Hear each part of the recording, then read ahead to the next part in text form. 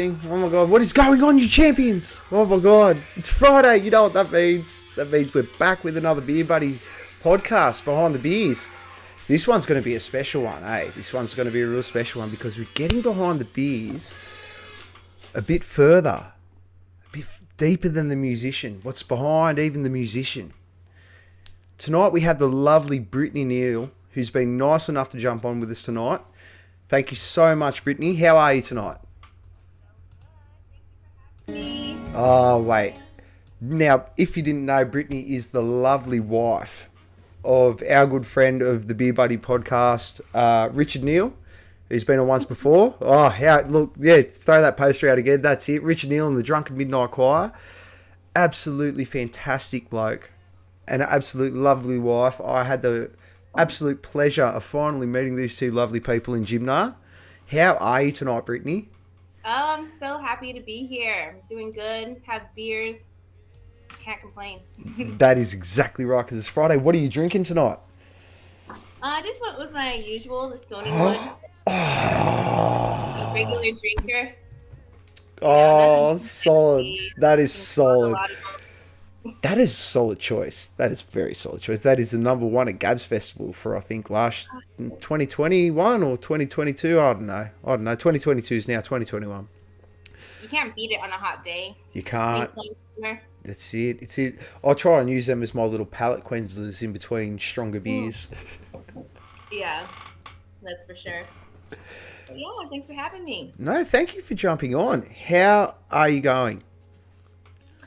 Oh, well, that's a loaded question. Going good. Just kicking it up here in the rainy Queensland. It's been raining for about 4 months straight, as many of you may know, with all the floods and everything going on. That's right. It's still going up there. Yeah, it's just been nonstop rain. Nonstop. But, I mean, it's good for drinking beer and chilling out and taking it easy and, you know, slowing things down when things get ahead of you, and it kind of gives you some time to take a step back and chill. That's exactly right. That is exactly right. A bit of time for reflection, even though we've had 2 years of worth of reflection getting stuck inside. The reflection. We got let out for a minute and now we got to reflect some more. How you going, Kaz? What's going on? MMK Promotions, Friday night done right. Hey, you crazy mofos. Yes. Love her. I love you, Kaz. Amazing. Well, speaking about gym, like, you know, now that Kaz is on, you know, we met at Gymnar and we were just talking about this off stream before we kicked off tonight. The Gymnar Blues. Post Gymnar Blues, yeah. Oh, it's sad when a festival that is so amazing ends and you're just like, oh, a whole fucking year until the next one. I know, it's not fair.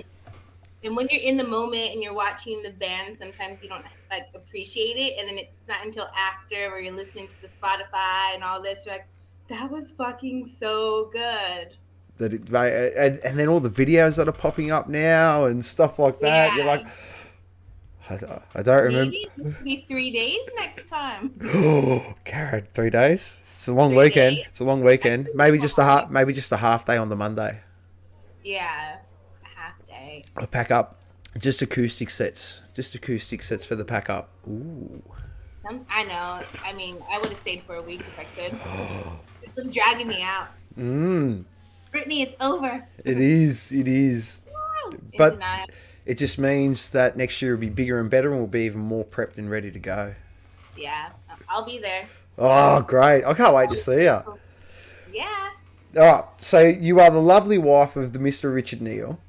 I am. And one thing that spun me out about you guys is when I didn't know you were from California. Like, I didn't know you. Like, once I heard the accent, I'm like, oh man, it's American. Yeah. With the Irishman who, when I heard his music, I did not think he was Irish in any way, shape, or form. But I love. Who doesn't love the Irish? I fucking love the Irish. I know, they're pretty great. A great bunch of people. I love them. How did two people, I guess, on the opposite ends of the earth, did you guys meet in Australia? Like, how did that whole thing come about? Yeah, so we were both traveling around, doing the 1 year working holiday, and as you do, we were on a dating site, not Tinder. This one was called Plenty of Fish, And yeah, we started talking on there, and then we're like, let's meet at the pub, Burley Pub. And I was like, yeah, of course. I need something to drink with. You're Irish. I think this will work. So, Yes. Good and like, assumption. worst comes to worst, I'll have a drunken drinking partner. So I was like, all right, fuck it. Let's do it. So met at the pub, ordered drinks. And of course, he didn't have a wallet. The first date. And I was like, you know what? I'm getting drunk with or without you. So I don't give a shit. Like, here's some money. Get us beers. I don't really care. I'm going to be drinking no matter what. So that was our first date. No wallet. And Wow. And now look at yous. yeah, and then now we're married. Perfect. He found. Yeah. You must have found his wallet then. We did find it was empty. We found an empty wallet. To be fair, when my wife met me, I didn't have a very full wallet. Really? No. But you had a wallet. Or I don't know which is worse. A wallet with no money, or I lost my no wallet at all. no wallet's better. I could have just no, instead of Yeah. like just shaking out things with moths flying out of it. Yeah, and then he lived up the street, so he's like, "Oh, we can go back to my house. I have wine. I have some weed." And I was like, "Okay, that sounds good too." So I don't know if it was like a plan or what was going on with that. Well, you know, to be fair, that's actually a very, very good idea. It's like if she buys the drinks, she's cool. Then Yeah, I'll invite her back for the weed and the wine. exactly. That's So a I don't great know. He plan. kind of says it was a setup, so jury's still out. No, I'll take it. I'll agree with it. Smooth operator he is. Good on you, Richie. Good plan. I know. And you say you were telling me before that you started your own business. Cali, is it Cali Chick or like is that how you say it? Yeah, like Cali chick, Cali Yeah, Cali. girl, Cali Yeah. chick. Yeah. So we both started our businesses basically in the whole COVID thing. We both, basically, I stopped working. We were both just home. And yeah, so I started this events business. One of my friends is like, Britt, you're amazing with organizing parties and hospitality. Can you do my wedding? And I was like, yeah, no problem. So I did the whole wedding. And then from there, it kind of snowballed into like, somebody's like, oh, well, can you do this? And then I would get a party off of that party. And here I am still doing events and just, yeah, I just love partying. So why not make it a career? So you like Van Wilder.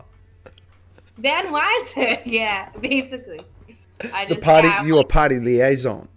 yes, exactly. Get the party going, get the food, the booze, the decor. Yeah, awesome. Yeah, American hospitality you don't really get over here, so bring a little of that.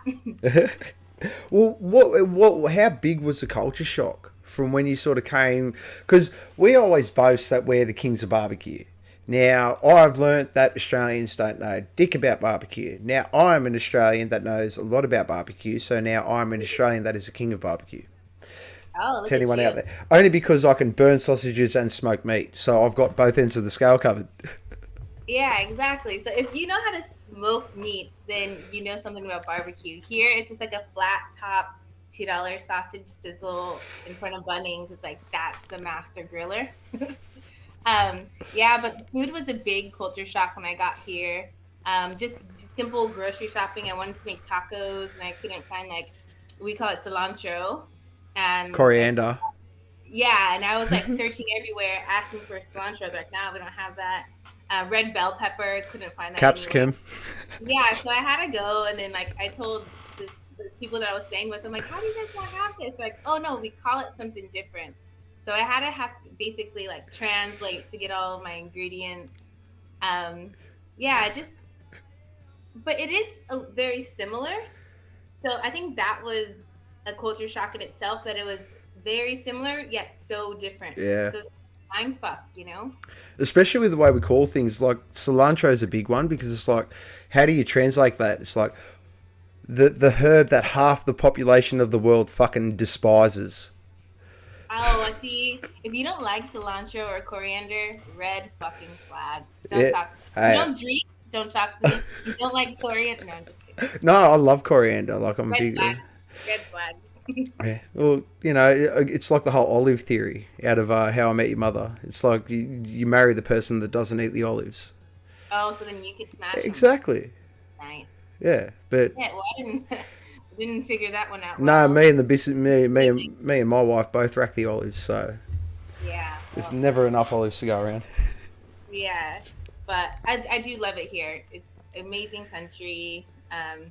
So many things they offer. Beaches, weather when it's good. But yeah, I love it here. Mate, People are amazing, nice, helpful. how long have you been out here for? It's coming up on 7 years. Oh wow. Yeah, so I like when I say that out loud, it freaks me out. I'm like, holy fuck, 7 years. Yeah. It's flown by. It really has. But it's my home now. That's And perfect. Well, you started a whole new life out here. You with Richard now, and you're doing the yeah, whole wife of a musician thing and full time musician, and that's just crazy enough in itself. I'm I really interested to know know. how that goes. Yeah, we both came out here just kind of like just to a new experience, see how it goes. I don't think it was either of our plans to ever like make a life out here, but it's just that's the way it ended up, and we love it, and it's amazing how we both ended up here from where we were. It's pretty nuts. Well, that's a beautiful story. I mean, look, you met on a dating site. Homeboy skipped out on the wallet. Yeah, but he had the Bud weird had the number. backup plan. Bud had the backup plan. We Yeah, can't. We got to give him that. He had the little. You're cool. You're cool. Come on, let's go back, and everything's just hit off. And now you've created a whole new life out in Australia, in yeah, sunny, in semi-sunny Queensland at the moment. yeah. We're just having a wet year. Yeah, That's all. that's it. That's it. It's just a wet season. Post Gymna Blues will be fixed soon with some cracker photography from Yeah. MMK Promotions. I can't wait. Yeah. I may or may not have got a sneak peek of a video that just really done me in. Oh, from Gymna? Yeah, that was just like I miss it. I miss it. Yeah. It But was good. And another thing that was like a lot of everybody was there hadn't been to a festival in like years. So it was like a whole I don't know, it was just crazy. It was like I was one. missed so much. I Yeah. was So it was one. a first festival feeling again. It was. That's really, and it couldn't have been a better one to have it at. Really. Yeah. And then like the rain held out for us and it was like but it was still kind of like moody and Yeah, the ambiance. The yeah, ambiance was ambiance there. was fucking amazing. So have you done the whole touring thing with Richard? Um, Not yet. I think that's in the works. Basically, he's gigging locally, Gold Coast, Brisbane, Sunny Coast. Goes down to like Byron, Coffs. Um, but 2 years ago, we were home and we did a couple gigs in LA, my hometown. Oh wow. Yeah, so that was really fun. But he didn't have like his album coming out and things like that. It was more of a cover set and a few of his originals. So yeah, but we are looking to do like a Cali tour, maybe like Oh, San Diego, LA, San Fran, something like that. oh, that's awesome. Yeah. So and then probably do a Irish tour as well. Oh, that would be Not in the so same city, good. but yeah. I reckon Richie would like that. Go back to his hometown and Yeah. play a bit of Tell Me. I love that song. I love that Yeah, and song. then you have like your built-in fan base that's been there from the start and seen you from nothing to where you came, and so it's really good to be around like your family and friends that we built relationships here in Australia, but there's nothing like people who've known you since you were five. You know, And that's there's nothing better than when you see those people again and it's like nothing has changed. yeah, you're like fucking hell, go somewhere. What are you doing? That's it. Tired of you after one day. They're like, when are you going back to Australia, Brittany? I'm like, fucking just got here. That's exactly. And that, mate, that just shows true friendship. That just True shows true friendship. 100%. 100%. Oh, Yeah, but it's good here. It's yeah? really good. That's good. That's good. What, what Yeah. what's sort of the plan with as far as balancing the sort of music now with Richard sort of going full time and stuff like that, and you sort of doing the startup with your own business and trying to juggle that events management stuff? Yeah, it's a bit freaking touch and go. It's definitely learning curve, because he puts so much into his music. So it's very time consuming. And, I didn't realize, I just go to the freaking gig, I'm having drinks, flashing my tits, like that's all I know. I'm just having a great time, but you don't see all of like the hours and hour of practice and marketing and social media where a lot of musicians hate that shit. They just want to get on stage and play.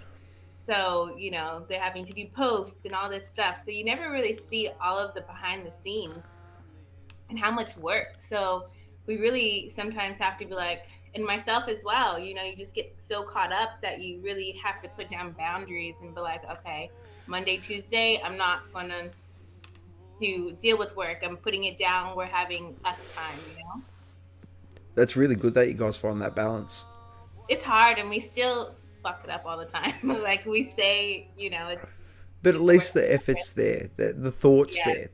there, and that's a really big thing. It's a bit like, because I can only speak from my experience, and that was trying to juggle full time work, trying to juggle a band, and then the who was my girlfriend at the time now is my wife, and that was hard enough, and we were really That's like 3 jobs. A woman, your full-time job, and then your music job. Yeah. And then one of them's gonna suffer, right? Well, that's so which one is it? Your performance? Well, at the end of the day, the Performance on band stage. stuff suffered.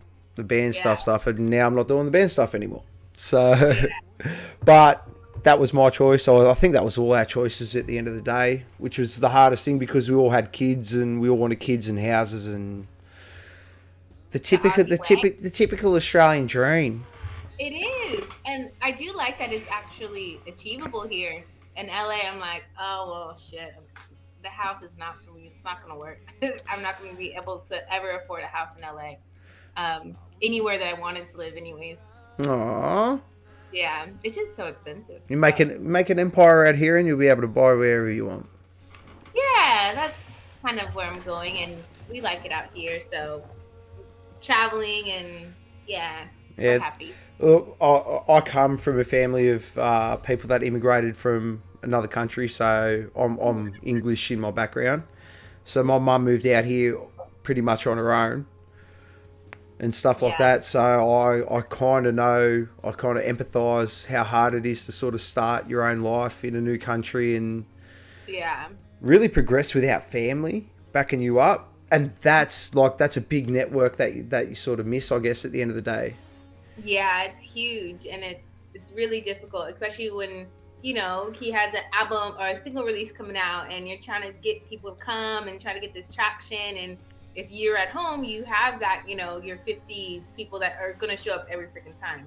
You don't have that here, know. So, it's hard. But then there's positives. When we go do a tour in Cali, we have places to stay. We have places that that bars that they're like, whenever you need if you want to play, you can play. So there's ups and downs to it, and with any place, and the grass is always greener. When I was in LA, I was probably talking shit about LA. Yeah. I'm a woman. I'm never gonna be happy. So hey, it's human nature. No, nothing to do with male or female. It's human nature. It's what we do. We don't know what we want. Not until we find our bliss in this world, and hopefully it lands in our lap, or you work your ass out and find it. Yeah, exactly. But yeah, Rich's like work ethic, I really was like, whoa, it's a lot of work to put out an album. It's expensive. Like all of that. And especially it's like a lot of musicians, I don't know, well he's a perfectionist, So he wants to go and he's like, nah, that doesn't sound good. Back in the studio, redo that track, redo this. I want this sound. I want a celloist. I want this. So it's a lot of work. To be fair, the man can fucking write a song. Yeah. The man can fucking write a song. Like, even his cover, like the 3 tracks he's got up on Spotify, we just got him loop going in the background. What's the third one called? I can't remember. I'm so shit with names. Sorry. Just hold on a second. Bear with me. Bear with me. Give It All. Oh yeah. Okay, now give it all if you actually have the opportunity to go listen to Richard Neill. Richard Neill and drunkenmin.com on Spotify. Give it all has fucking whale noises that are in time with the beat, and it just fits so well. Like, seriously, just go listen to it. Yeah. Look, Yeah. He, he's amazing. he is. Do you, okay, so we'll go through it. So behind every great man Is a better woman. exactly. You've just hit the nail on the head. Exactly right. Exactly right. Do you reckon? Yeah. Do you know how much influence do you have? Basically, all of his good songs are about me. I love it. And that's the thing. Like, I could be a perfect wife, but then he wouldn't have anything to write about, right? Oh, that is such a fucking good statement. Yeah, like nobody wants to be like, yeah, all the laundry's done. And you should listen to everything I say. Like, nobody wants to fucking hear that. Yeah, so Oh. so I get all these like bad songs written about me, probably. Nah, there's not a bad song written. You need a muse, right? You need some kind of something. Well, one thing I found about Richard, it's a big fuck you to the rest of the world. Yeah. It's like you said, I can't do it, and fuck you, I'm going to do it. Oh, yeah, I've learned that the hard way. So basically, I just agree with it, whatever he says, even though in the head I'm like, don't do that. But I have to say, yeah, go right ahead, and then he won't be that like, fucking do it anyways. But that has a lot to do, obviously, with his, upbringing in Northern Ireland. It's not the easiest. It's really rough, and nobody's as a musician. Everybody. But so many people are talented musically in Ireland, but I think it's almost like a jealous thing. Like, people wanted to do that, but they never could go against the grain. So they're like, fuck you, you don't do it either. Yeah, well, that's the whole thing with Tell Me. Yeah. Like, man, I see, like, that song speaks to me in such a big way. Yeah. So he forced his heart out, and he's had a, hard upbringing. And because he's always been musical, he's always been kind of outside of the box, free thinker, and people didn't like it, and they fucking told him, and they treated him like shit because of it. And not just other like peers his age, like teachers and adults telling kids like, you can't fucking do this, you can't be a musician, just fucking go get a real job and all this stuff. So yeah, so he's out here being able to do whatever he wants, and I'm here to support him. That no, seriously, cheers. That is so beautiful. Like, because like I said before, behind every great man is a even better woman. Yeah. Well, this is what really sort of grabs me about it, and I can't stress it enough, is that you guys have met from two completely different countries. You sort of met in the middle ground here in Australia. Yeah. And your accomplishments along the way that you've gone through in how long ago did you guys meet? Did you say? I would say like 5.5 years. 5.5 years, and you got married how quick after? Like 2 or 3 years. Ah, that's good. That's good. Yeah. No, I did the same thing. 2019, we got married. Yeah, I told my wife I didn't want to get married, and I was like, no, I don't want to get married. And she was like, yeah, it's cool. And then I went, shit, I got to marry her. She got to run away. Yeah. Oh. She called my bluff. Yeah. You're shit. Did you guys have a good wedding? I don't think there's any such thing as a bad wedding. Yeah. Look, of course there's going to be those things, but if there's genuinely two people that want to be together, I don't think there's such thing as a bad wedding. Yeah, that's true. Because it's a celebration. All the intentions are good. That's it. My wedding was fucking awesome. I just made sure everything was over and done with nice and quick, and my drinking buddies were nice and close to the bar. That's all I had to worry about. Yeah, that's all we need, right? Well, you just got to make sure like you know, as an event planner, you got to make sure the right people are situated. It's all about real estate. Yeah. You got to make sure the right people, like table 9 can't be too close to table 12, otherwise they'll fight, and Oh Table God. 5 needs to be near the bar so they can keep getting drinks and, you know. Wedding. Yeah. Our wedding was pretty crazy. Well, do tell. Like, so did you get married in Australia, or did you like have three? Did you have three like extravagant weddings across the world, or what did you do? So we got married in Los Angeles in the mountains that's around there called Big Bear Lake. Yep, Have you heard of it? I haven't heard of it, but that sounds mad. Big Bear. Is it? Was there a big bear there? Yeah, there's like a big wooden like carved bear. It's like brown bear. Oh, mad. Cool, and it's like on the lake. It's 2 hours from LA. If anybody's in traveling there and want to do something different and see a different part of LA, I highly suggest it. Super fun. Small little town. Yeah, so we got married up there on the lake, and basically we just rented this like plot of dirt on the lake and just brought everything in: chairs, lights, toilets, DJs, everything ourselves. Wow. Wild party under the moon. That is spectacular. Yeah. That's different. That's so much. Yeah, that's awesome. That seems like that's really you. Like that's you guys. That's so you. Just, like, out in the nature. But my wedding planner was a fraud. Her and the photographer. So they didn't show up. So I had no wedding planner, no photographer. Like the florist got like the date wrong, and like the more things that went wrong, it kind of got funny. Like it was pretty hilarious. And maybe like a month or two before the wedding, Rich came home one day with like 3 bottles of a bunch of bottles of red wine, and I'm like, what the fuck, what's going on? He's like, we're gonna get shit faced and you're gonna cry about everything that's gonna go wrong on the wedding now. So on the day, if anything goes wrong, because it will, that's life, we won't care. So when like all this stuff was just going wrong, I was like, he said it. And I didn't care. I was laughing, never shed a tear, didn't give a shit. And everybody's like, what the hell, Brittany? I'm like, well, I'm here to marry my man. So if he's there, that's all we really need. Everything else is just icing on the cake, right?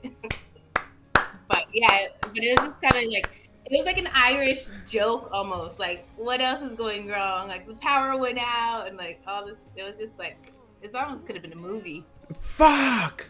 It was hilarious. Oh, that and like just the fact that Rich, like, of course the Irishman is gonna go. Yeah, this is gonna go belly up. Yeah, he already said, he's like, that's the way it is. And all you women, you just freak out about it when you know something's going to go wrong. That's life. And I'm like, you're right. Oh, mate, Rich, you're a wealth of knowledge. Yeah. You're a wealth but of... it was like, so good. I'm like, and the more things went wrong, the more like, it kind of became like this ongoing joke. And they made it memorable, like really memorable. That's awesome. Yeah, it was good. That's so good. I love hearing stories like that. And this is what I'm saying. No, like, which goes back to my previous point of there's no such thing as a bad wedding. Yeah, exactly. And then everybody's like, that was the funnest wedding ever. Exactly. As long as the two people are there with the best of intentions, there is no such thing as a bad wedding. Exactly. We had a great time. That's so awesome. You're the best. I love it. Now, not going to lie, did get a bit lit at Gymna. Like, it did get a bit lit. Pretty fucking good. It did. No, I did. I fucking got very lit. Oh, Jesus Christ. I went over to the Richard Neill tent area. Yeah. There was some things going on in the air and beer buddy. We had a bubble machine. Yeah, you had 2 of them. I'm talking about the mouth bubble machine. Oh, yeah. We had our trusty, dusty ball. Yeah. And all the goods. Like, Yeah. you two know how to party, I gotta say. do. Like, yeah, this goes back to the whole thing of when you were talking about meeting Richard the way he did. You guys are a match made in fucking heaven. I know. It's pretty weird because he's from Ireland. We're so different. We're culturally so different, but then we're so the same in our basic like understanding of life and how we look at life. So you call values. Yeah, core values are the same, but everything else is like totally different. That just goes to show you opposites attract. Yeah, and I'm like, I would have never thought I would have been married. Like, if you'd have told me 15 years ago you're gonna be living in Australia, married to an Irishman, I'm like, yeah, fuck off. You don't know what you're talking about. Yeah, I'd be asking you to pass me what you're smoking. Yeah, I'm like, oh, what was that? Kind of kryptonite. Well, I want to see that shit. Yeah, exactly. But here we are. It's crazy. It's so crazy. Fucking hell. Yeah, what? It's crazy. What? Go on. He told me one time we were on some extracurricular drugs. Okay. We were just talking, and he told me that when he was younger, he actually had a dream of me. Oh. Yeah, but so he never knew me, nothing. This is back in Ireland. And I was just like, what the fuck? And he's not a liar. He won't lie even if it was like, oh, did you drop this $100 or something? Like, he doesn't even lie. He never lies. Not even a white lie. Bad karma. Yeah, but sometimes, or somebody accidentally gives you a discount or something, I'm kicking them under the table. He's like, you didn't charge me for this beer or whatever. I'm like, fucking hell. Oh, he's one of those people. He's one of those. Come on, Rich. You forgot your wallet. Yeah. That's not lying. It's just withholding information. It's different. Two different things. Yeah, you just... That's the American in me, I'm like, capitalist. Hey, I'm all for it. If you forget... I'll tell you a story. I went to Bunnings one day, and I went with gift cards. Yeah. And the chick forgot to scan my... One of them? Oh, no, she forgot to scan an item. It was a big ticket item. Oh, yeah. And she's like, I can't give you change. I'll have to give you gift cards back.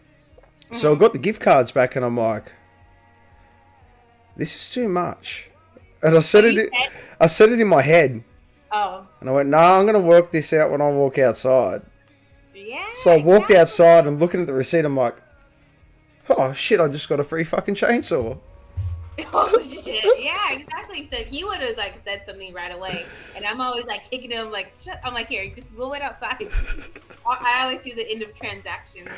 Yeah, so you don't read the receipt there, you read the receipt outside. Yeah, unless it's not in your favor. But even then, Yeah, well, you wait till, what I've learned is you wait till you get outside and then you go back and they've got to give you the item for free.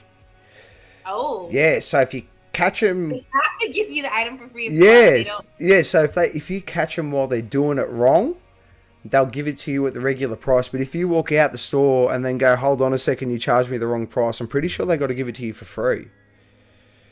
I don't know about that one. That used to be the case when I worked at Woolworths back in the day, but that was like 15 fucking years ago. Holy shit, it was 20 years ago. 20 years. Fuck. But we lost two in COVID, so it's only it was 20 years ago. Shit. Fuck. It's my birthday soon. How old are you turning? Can we say that online? Yeah, 30. I'm turning 36, pretty sure. Ooh, me 36. too. Yeah. Oh, yeah. Good age. 1982. Yeah, man. Yeah. Great year. It's good vintage. Year. It's good vintage. Yeah. And just everything good. Exactly. It's like really good childhood. We still had to no phones. We had to ride our bikes to our friend's house and actually see and knock on the door and be like, are you home? Yeah, and didn't get kidnapped every 5 minutes. Yeah, it was good. With house parties and... House parties were the best. That's what Gymna was like, a massive house party. An outdoor, the backyard part of the house party. At the rich kid's house on the massive property. Yeah, the one that you're like, hell yeah. It's like, you didn't even know the people. Mm-hmm. Yeah, it was good. Did you make your way to the top bar at Gymna? Several times. Yeah. It was a great spot. There wasn't a bad spot in Gymna. There was just fucking the best shit everywhere. And then I kept finding new, up bar, the band bonfire, and there's just little different bonfires throughout. That was the best part. That was the best part. Paint and sit. That was fun. Oh, did ya? Yeah. Oh, nice. I'm not artistic, so I just watch people that can draw. But you like there's like 3-year-olds doing it. Like you didn't even have to Yeah, draw this. to be fair, my 3-year-old draws better than me now. Yeah. No. And then yeah, there's kids and everybody was having a good It time. was fucking awesome. How much of Australia have you seen? Have you done the whole the whole thing, or have you No, just sort of sat and I like? haven't done the whole thing. Like when I first moved to Australia, I actually moved to Adelaide first. Oh wow! Yeah, LA to Adelaide. um, so I was there, and then I've been to like Melbourne, Sydney, up all the way up to like Daintree, like Oh wow! Gold Where'd you stay in Sydney? Did you stay in the city or? Yeah, Okay. I actually haven't been to Sydney this whole time that I've been in Australia, but I traveled to Australia about 11 years ago. Come to Sydney. I'll show you the shitty part of Sydney. Yeah, so I haven't been to Sydney in actually 11 years. Oh, far out. So I need to get down there. I've been wanting to go to Sydney again. I just haven't made it. Oh, just tell Richie. Go. Yeah. Get Sydney shows. I want to go to Sydney. I know. That's what I thought. And this is the great part about him being a musician. It's like, if we want to go somewhere, it's like, okay, book a couple gigs. You can work. I could play. It's great. That's it. It pays for, pay for your little holiday. 100%. See? Yeah, it's super good. So can't wait to start traveling more and, seeing more places because he's really keen to do that. People, I don't know how it is in Sydney, but some musicians get in their like little bubble. Yeah, we have our little cliques. Yeah, and you're used to playing these like venues, and you're just like, I don't want to go an hour to a gig. Like, nah. Well, that's the thing. At the end of the day, you find those gigs that pay. Yeah. And those are like the ones that you get to a couple of times, and they're like, "Hey, you're good. Come back and I'll pay you. Hey, come back and I'll pay you." You gotta. The worst part about being a musician, I think, is that people don't understand. It's almost like an internship when you first play at a place. Do you know what I mean? You got to sort of do it for fucking borderline nothing and show that you can sort of draw in crowd, and then they'll start paying you. Yeah, it's like you need the crowd, but in order to get the crowd, you need experience. But in order to get experience, you need to play gigs, which you need a crowd. So it's like this like vicious cycle. It's a very counterproductive cycle. I don't like it. Yeah, but I mean, I've seen it, and I'm just like, ah. It is well coming sort of from that event management realm, and you said, where else did you say that you worked? You worked at the Moe's Desert Clubhouse. Yes, the Moe's Desert Clubhouse. Yes, give them the big plug. Hey Moe's. Yeah, so it's this amazing live music venue in Burleigh Heads. Amazing food truck on site, full bar, awesome equipment. You can like blast it and it's just like crisp.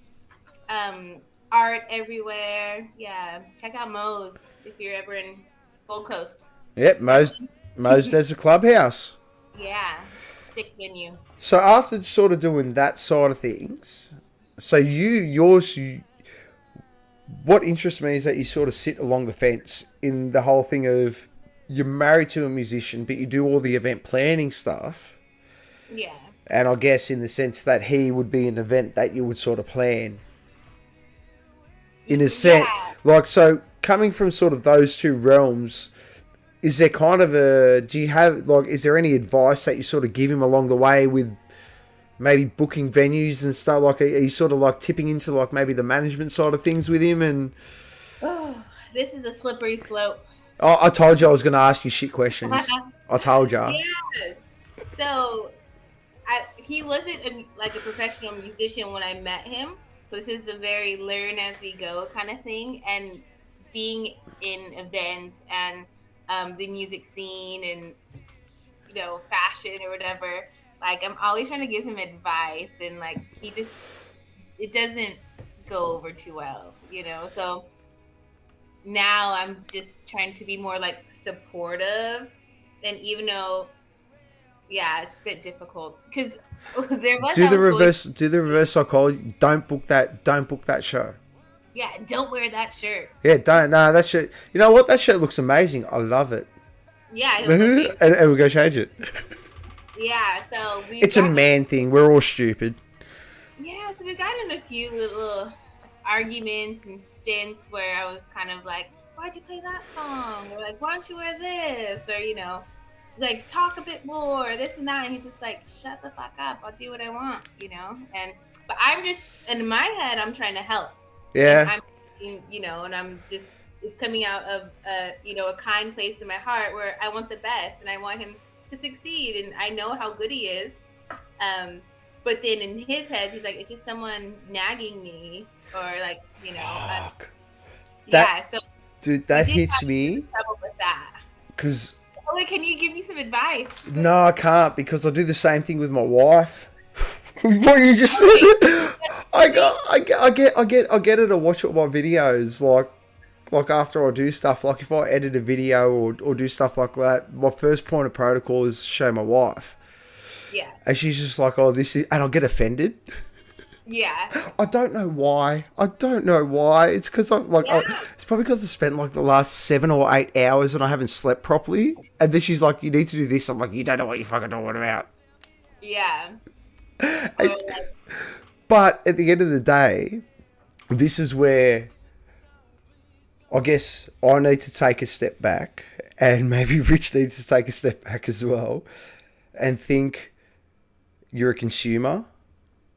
Exactly. And that's the most critical thing, and that's probably like my heart. Like I'll be the first person to admit I'm the same.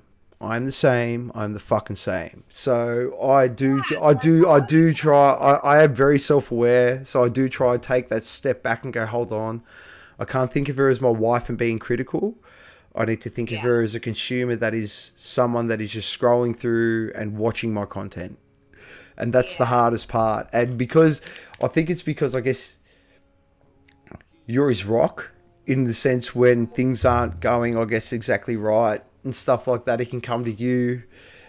And then when he's doing his best and and I can attest to this, when you're doing your best and it still isn't right, fuck, it hurts. It's so hard. Yeah, and you're on stage, you're pouring your heart out. This is your song, it's your baby, it's about some harsh things that you've been through. So I guess like I was being a bit inconsiderate and just being like, why the fuck did you sing it in that tone? Or and like not thinking he's out there pouring his heart. So it's on both sides, and this is another learning curve that we had to like. So now I just kind of shut up and I'm like, all right, do whatever you fucking want. I'll be at the bar. Yeah, well, I think, and maybe he'll come back around. Well, I think it comes down to the point of if he asks, you just got to say.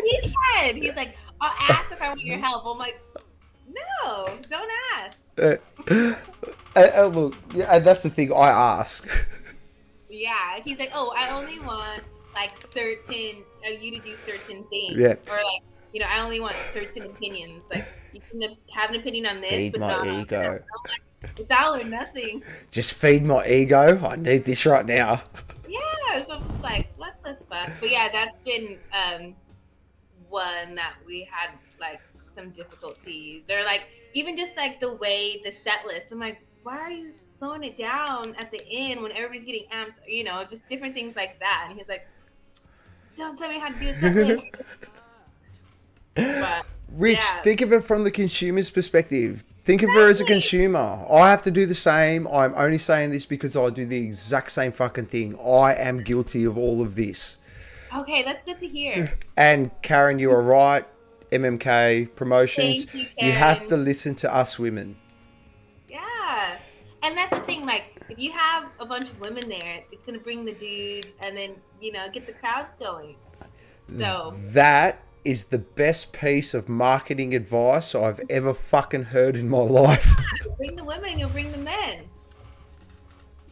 And you know what? The guys won't even give a shit. They'll just be like, hey, you bring chicks? I'm in. Exactly. And sometimes in like the rock industry, maybe like you kind of forget about the women, but we're there. We're just as crazy fans as the men. We're buying the merch. We're in the front row. We're going crazy. We're dragging our girlfriends along. So, just listen to us a little bit. Well, I think there's been a massive surge of rock and roll female dominance, I guess, in the sense that this has just come around in a full wave. There are a lot of female rock bands now, and it's not a shied away from thing anymore. I think it's just more like of Crave, mate. Crave, PhD, they're another one. Yeah. Right, they were just even I was listening to them before. Oh, I suck with names. I'm so bad with names. Oh, what titles of songs? No, just band names in general. Just names in general. Just too much fucking too much marijuana abuse. It just fucking rots your brain. Yeah. But in the bad way too. Punch canes with fucking tobacco. Ooh. Yeah. Worse. Yeah, I know. Rot your brain, man. Shit, rot your brain. Weed snob. I'm like, is there tobacco on that? Nah, not gonna hit it. I'm that now. You're that guy. Oh yeah, 100%, 100%. I'm a high-class weed smoker.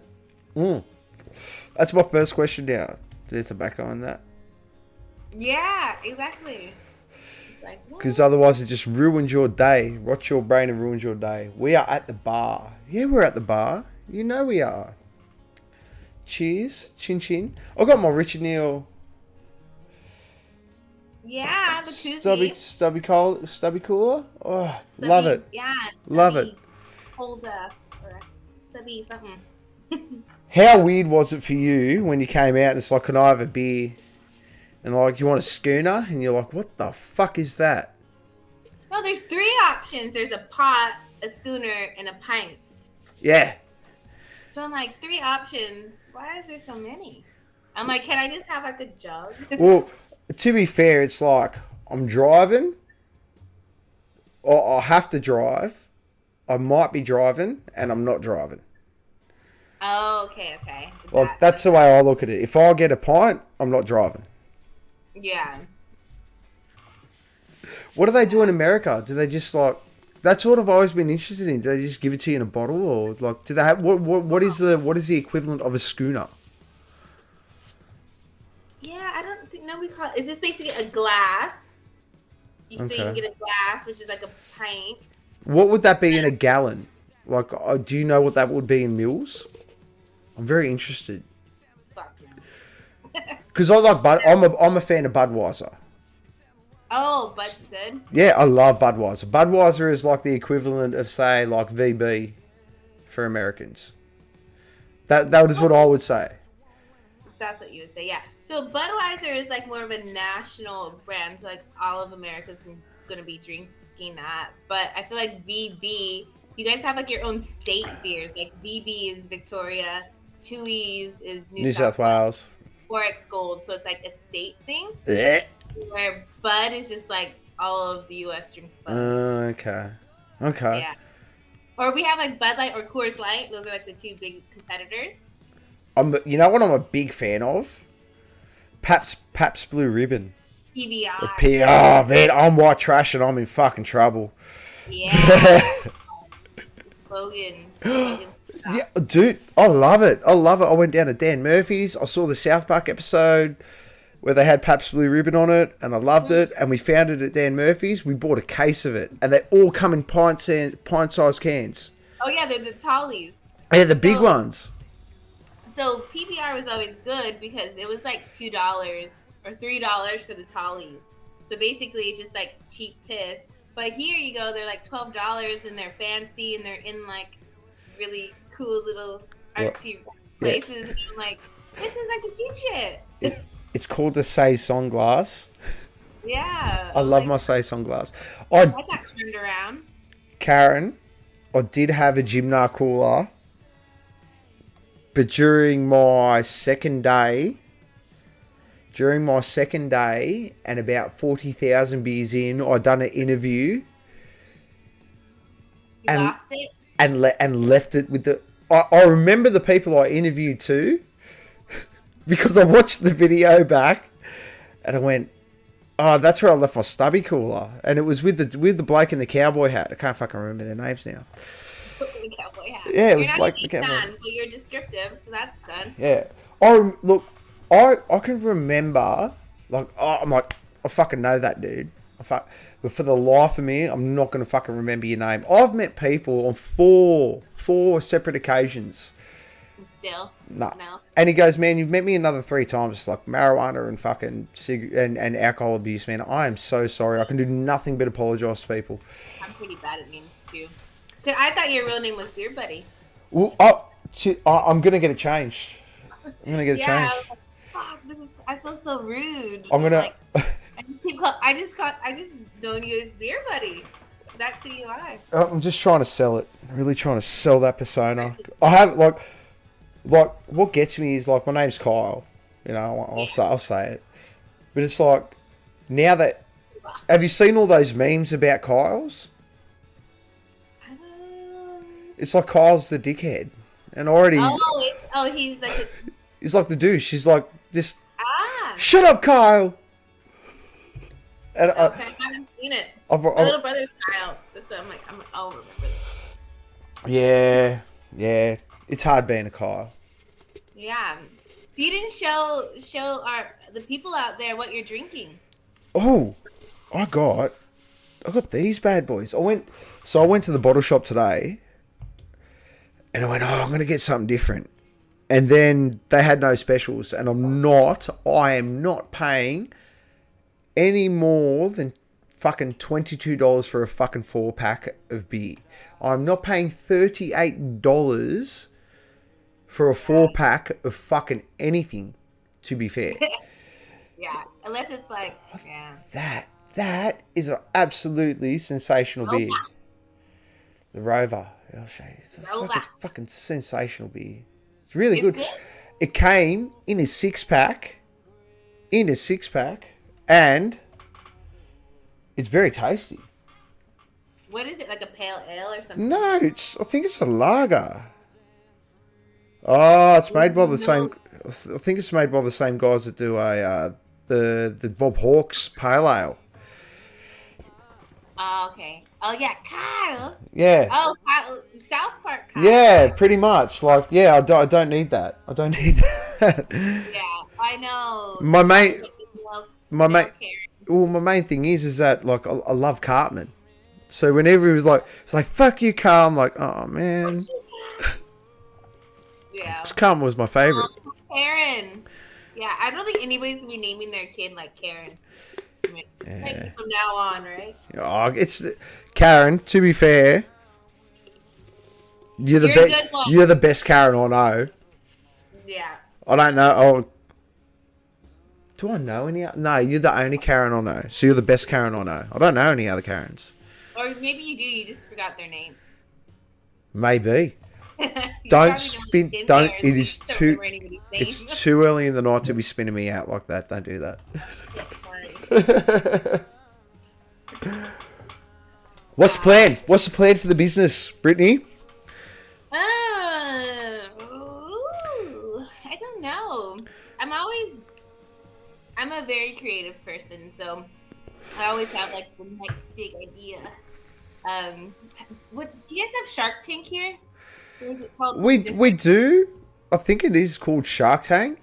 Yeah. But yeah, I don't pay much attention to that stuff. Okay, so I'm like one of those people like come up with this great invention and then do that, and I'm like, I'm bored, and then go on to the next thing. So I don't know. I'm thinking maybe food truck. Oh, for a while. I'm telling ya. I was talking about it with my little brother. Yeah. If you can figure out how to do the American smoke thing on a food truck, you set.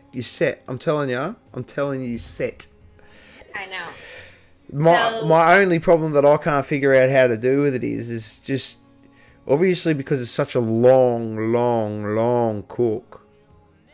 Yeah, there's not a big profit margin on it, just because if you take into account those hours, it just drags down and how much you charge people, and you can't really charge the kind of prices at a food truck.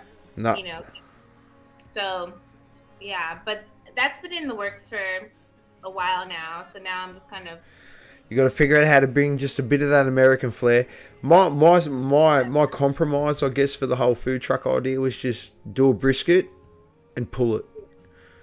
If you pull it, you can't go wrong. Just don't slice it. You just overcook the fucker so it just falls apart. No!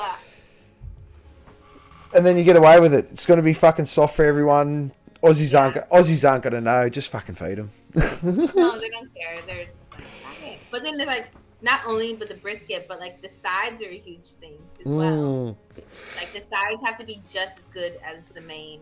Yeah, and that's where I think you could sort of go a bit Australian on the sides. You can forget the sides and just go a bit skippy on that, mate. Serve it with chips. Fucking done. Oh, chips, mate. Yeah, chips have a huge profit margin. And drinks, chicken's chicken's money. Buffalo wings with a homemade ranch. Oh, did you go to that Wings Trucker gym now? Did you go to the Wings Trucker gym now? Yeah. Oh, did I? Basically, that's the only thing I had the whole. Actually, that's the actual only thing I ate the whole weekend. Oh fucking god, those fucking wings were the fucking best. Oh my god. What was the really, really hot ones called? Oh, the supercharged. Oh, supercharged. Yeah. So I went supercharged all weekend. Like I had them for breakfast, lunch, and dinner. That's the only thing I fucking ate. And I was like, more supercharged. You like it spicy? I'm a bit of like an addict, really. Like if my shit's not spicy, I'm like, oh, it's okay. If you're not crying while you're eating it, it's not hot enough. Exactly. Amen. But yeah, did you have the supercharged? I didn't, only because I was like technically working, and the amount of I was filming. Oh, was like too messy? Well, no, I just didn't. Like with the amount of alcohol I ingested, I didn't want anything too hot going through the rest of me, and going in, going out. A bit touch and go. Like I know how my body handles hot food. I just need to be near a toilet. Yeah, exactly. You're like in my comfort in my own home. Yeah, the supercharged was fucking.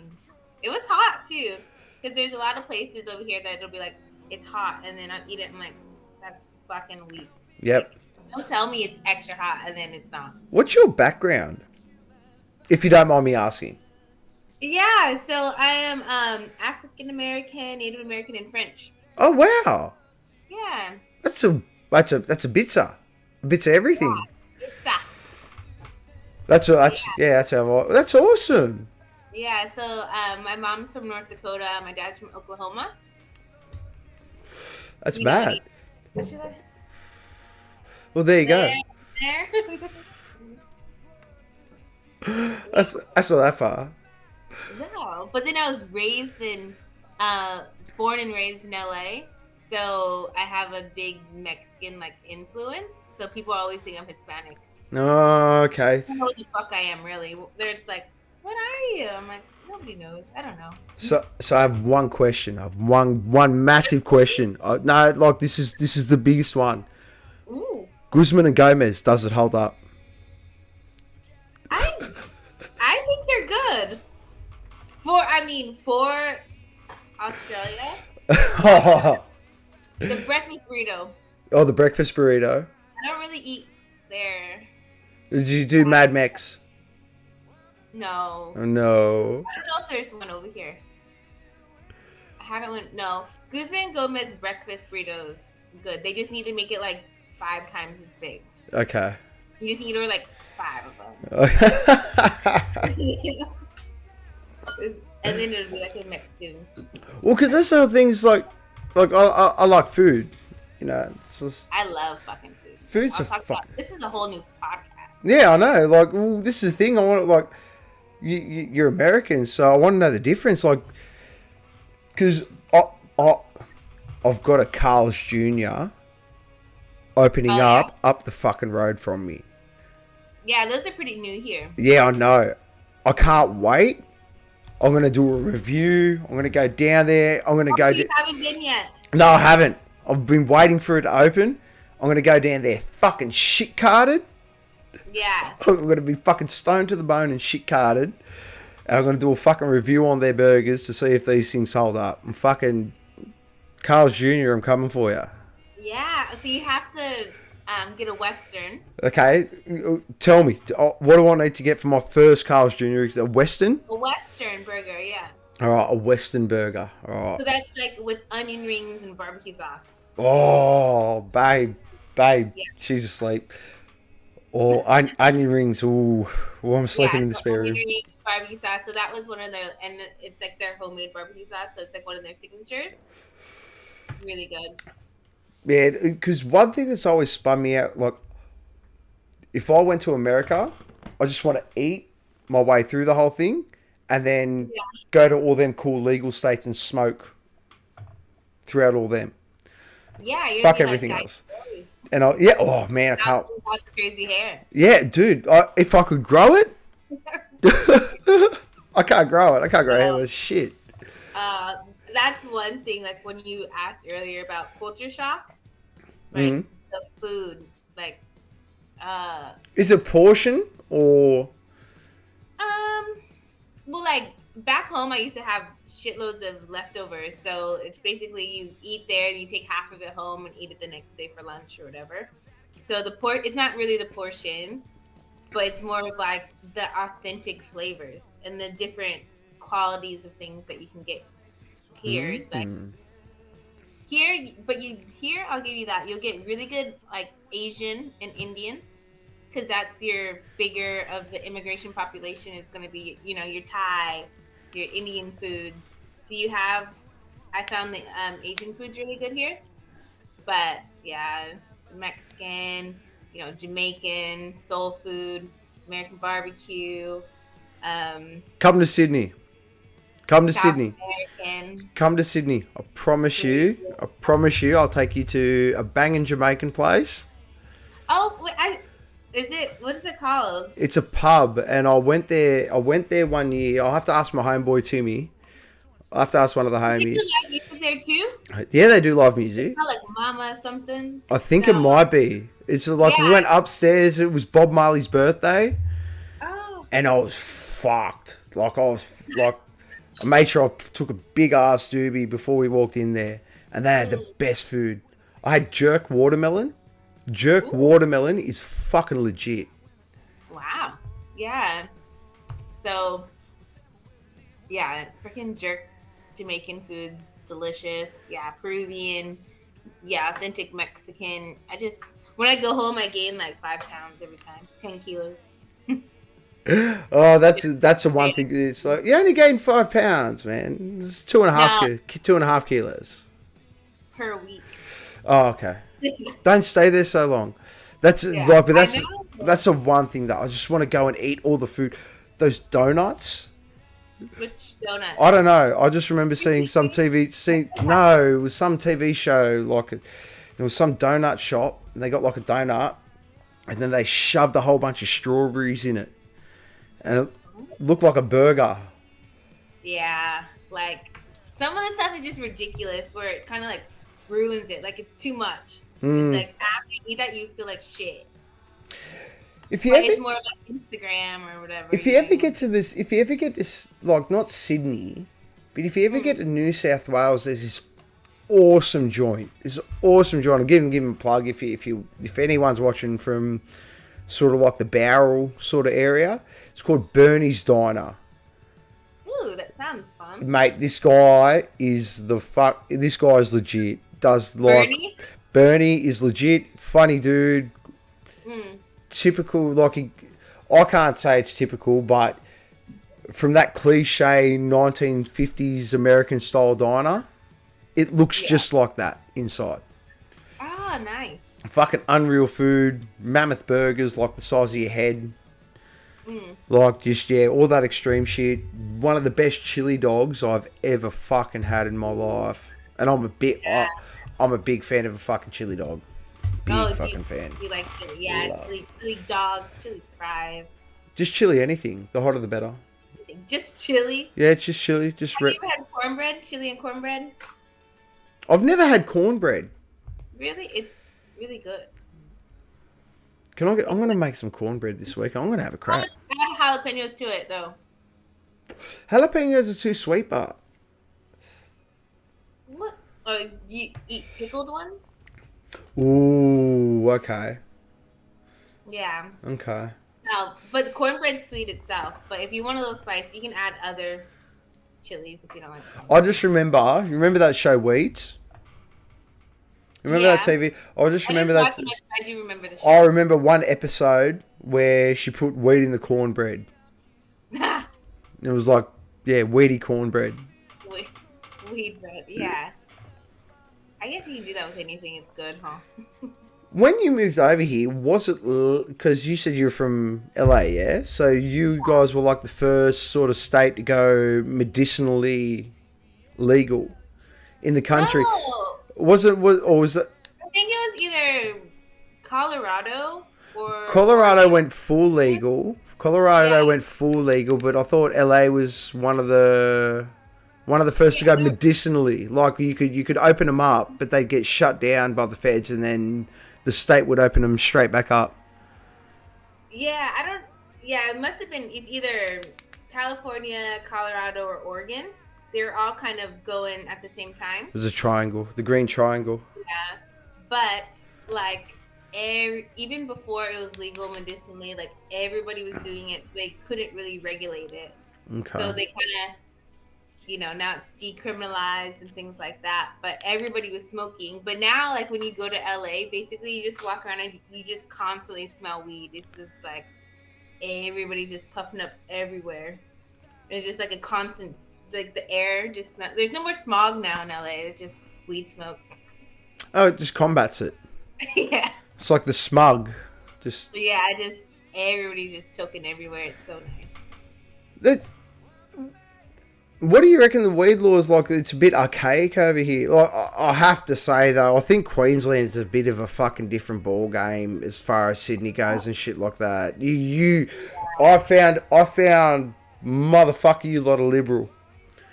As far as your intake goes with substances, yeah, motherfuckers don't give a shit. Like Sydney is still, yeah, Queensland, fuck, man, yeah, you're on another level. Yeah, I feel like, I don't know, there's so many, I don't know if it's, I've been in Queensland most of my time here, but it just seems like there's so many laws. It's like a big brother state almost, like you can't do anything yourself. There's like a rule, a law, a sign. I'm like, can't people just learn on their own? Like, nah, we drink too much. We drink too much. We need science to tell us what to do.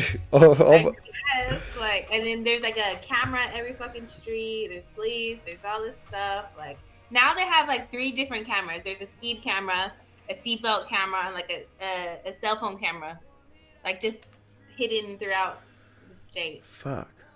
I mean, in a sense, look, I guess when you're in a car, like, yeah, I get that. But if you don't want to wear a seatbelt, I mean, shit, you got insurance. That's your fault. Okay, so I saw a comedy little skit about the camera and the cell phone. So say like you just have your cell phone up there and you're switching your Spotify playlist to the next song. Bam, that's $160 if the camera catches you. But back in the 90s, you're driving your car, you take out a CD, you look through like your CD book, you're swiping through your CDs, you like put it in, and then that's totally legal. Once again, score one for the woman making complete fucking common sense. I'm like, but now that like the cell phone just hitting like one little like, oh, next song, bam, 180. But like back in the day, we had like a whole book of CDs that were like, wait, I want this one, But or like switching your little thing to like find the right radio station or whatever. I'm a culprit for that. My big issue is motherfuckers sitting on your fucking phone at a red light and you're at the front. Like it doesn't count if the car stops. No, it does count because you don't notice the fucking light changes and then you sit there and fuck everyone else's day up. I need to get through that light. You're still from Sydney. Yeah, I'm definitely from Sydney. Fucking 100% from Sydney. My old self in LA in traffic. Like the light's not even green yet and people are already fucking honking. Let's go. It's like, wait, it's still red. No, because we sit here every day and we know the timing. We know exactly when that light turns green, when that one turns red. We are a sad bunch that sit too long in traffic. That is all we are. That's why I went to Adelaide at first, because I was like, fuck LA's traffic, fuck the hustle bustle. I want like full culture shock. Take me to Adelaide. They got good wine. They got good weed. But I heard that they have the best wine and weed in Adelaide, actually. The wine I can probably agree with. I can't talk about. I can't value for the weed, man. I can't. How was it? You tell me. I mean, it was back then. I didn't think it was any better than anywhere else because I was all bush, right? I found it easily, but I didn't see that it was any better. But the weed quality has just gone like out of control. I'll agree to that. In the last couple of years, yeah. In the last couple of years, and then when I went home to California, like that's even more. It's like non-functioning. Like it's so fucking potent. Because you guys muck around with like when you start talking about legal states and over in America and stuff like that, you really start mucking around with like indicas, sativas, and so shit like that. Well, because like you have. Some people have anxiety. Some people have sleep deprivation. Some people are going through chemo and they can't eat. So you really, if you're going in there, you're like, I have this issue. Like, okay, well, this strain is going to give you energy. This one's going to put you on your fucking ass and make you go to sleep. So, and then they have just ones like, oh, I just want to laugh, or I just want like just for fun, you know? So you can go in and tell them exactly like what you want it for, how you want to feel, and they're like, yeah, try this, these are your options. Like it's amazing.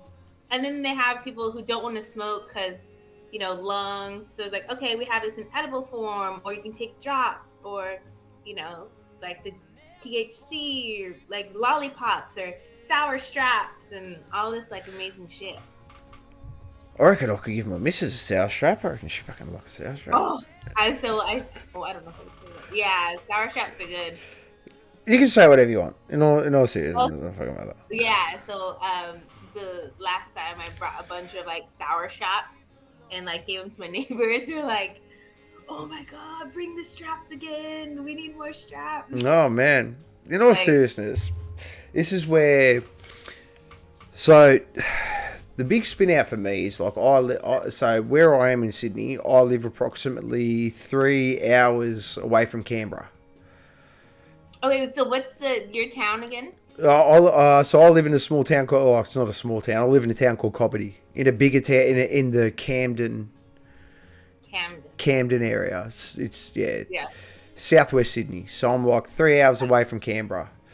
But like if I drive 3 hours and I buy a house 3 hours away from my house, I can grow a pot in my backyard.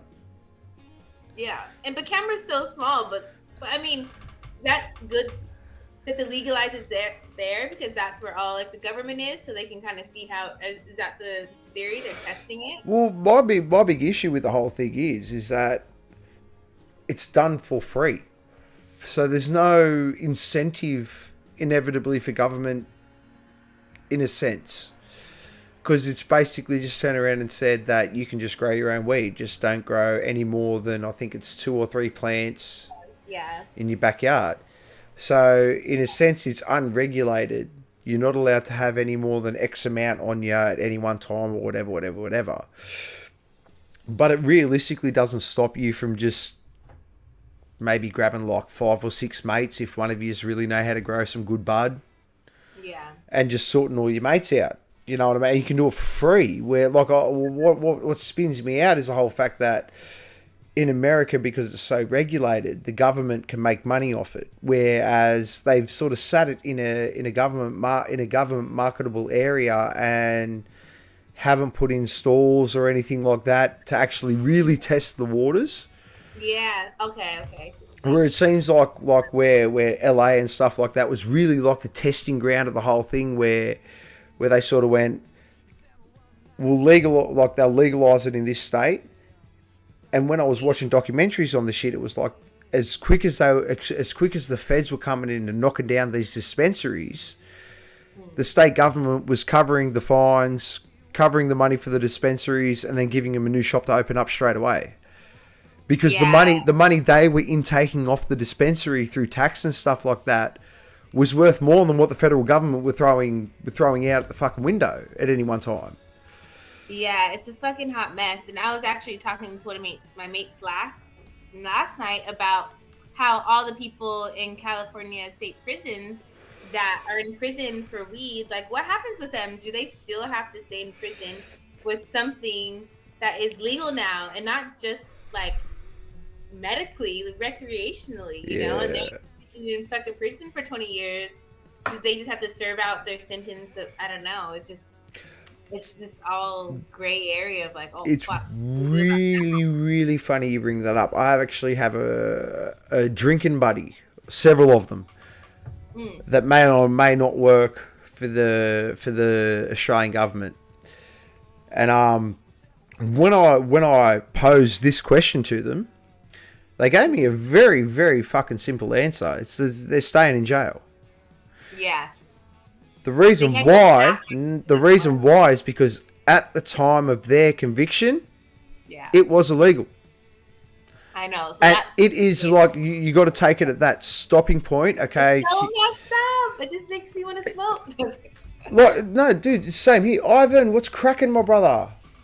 What is cracking? We're going to read some of the chat. Okay, hold on. Gymna food trucks, Mexican food trucks. Yes, all the food trucks were fucking unbelievable. That pizza food truck, yes, it is 100%. It is 100% so the police can smoke. 100%. The police have got the best fucking cushion.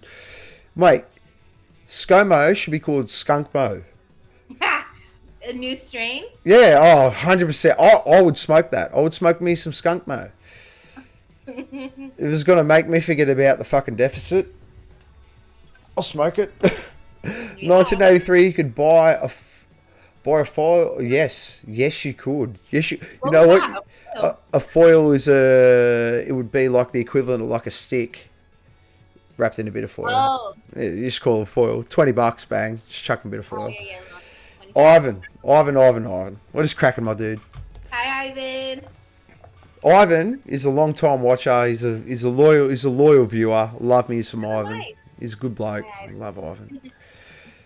Yeah.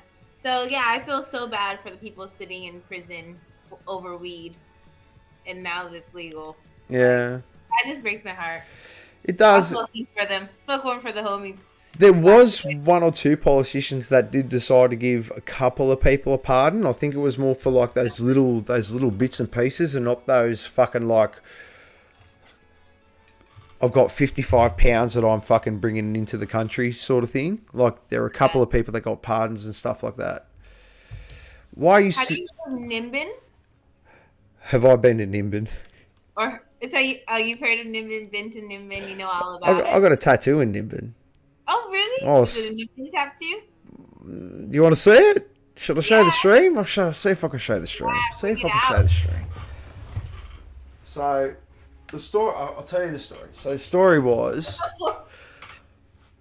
we were up there for Splendor in the Grass, and one of my cousin from the UK was with me, right? And one of his mates was flying into Coolangatta Airport from China, right? Yeah. And we were gonna sneak him in to fucking Splendor in the Grass. Yeah. Right. So we went for the drive. We went to Coolangatta, and we on the way up. We go, okay, fuck. Let's just fucking. You haven't seen, like, he hasn't been up there. I've never been there. Let's stop in at fucking Nimbin on the way through. Mm. You took 5 steps out your fucking car, and there were people just fucking offering you weed everywhere. Yeah, and more. And this was the thing. Like, I'm not a big guy. My cousin was sort of a solid-ish guy, and I'm just like, man, I'm not asking any of these big guys for any big amounts of weed. I'm going to get rolled for me cash. Yeah. Let's go find 2 dudes that we could sort of stand up to if we get this some shit. Yeah. So we found these 2 dudes, whatever. But I met this chick, had this fucking weird muesli bar ball. Oh yeah. And then ended up with fucking this on my leg. Let's fucking see if I can show you. Pull the camera out. I ended up with that on my fucking leg. Is it a koala smoking? That's a koala smoking a joint in red thongs, drinking a VB. Smoking a foil? And red thong. Slippers. That's what I ended up with at fucking Nimbin. Oh, how I love Karen, Mardi Gras. Yeah. I went to that. That was amazing. Like, bounces like joint down the street and. Oh, you done Mardi Gras? Yeah. Do tell me everything. I've never done it. I want to go. Um. Yeah, Mardi Gras was amazing. We didn't camp or stay the night, and my husband Richard Neill was amazing. And there was a rumor that this year they're going to start like swabbing everybody in and out of it. Oh, they done that last year. Did they? Yep. Yeah. So like we're like fuck, what do we do? So he's like, all right, I'm not going to smoke. So we went. I was just smoking, choking. There's a lady got married to a weed plant, so they had a whole wedding, and like with like bridesmaids and bands, and they had a priest in like a weed outfit, and there was a weed plant, and she actually legally or not legally, but she got married to a weed plant. That was one of the things, and then they had like weed Olympics where they had like bong throwing contests and like. It was so fun. Everybody was just like on that same like vibe level, no dramas, just happy people everywhere. And then they at the last day they do the march to like the police station, you know, and everybody does the march and kind of be like, look at this compared to a music festival where people are drinking and on drugs and stuff. Like way more bad shit happens than everybody just smoking weed, you know. But so fucking good. I love Mardi Gras. I'm going. Yeah. I'm going. I'm gonna film it. Yeah. I'm gonna film it. I'm gonna fucking do Beer Buddy fucking does Mardi Gras. Yeah. And supposedly there's a new sheriff in town. Last time. Okay, so I may or may not know who the last sergeant was at Sergeant Jacker. I'm pretty sure his name was Sergeant Jacker. Oh no! See, there's a new lady, sergeant there, and she went in with like this like hard fist and basically killed Nimbin.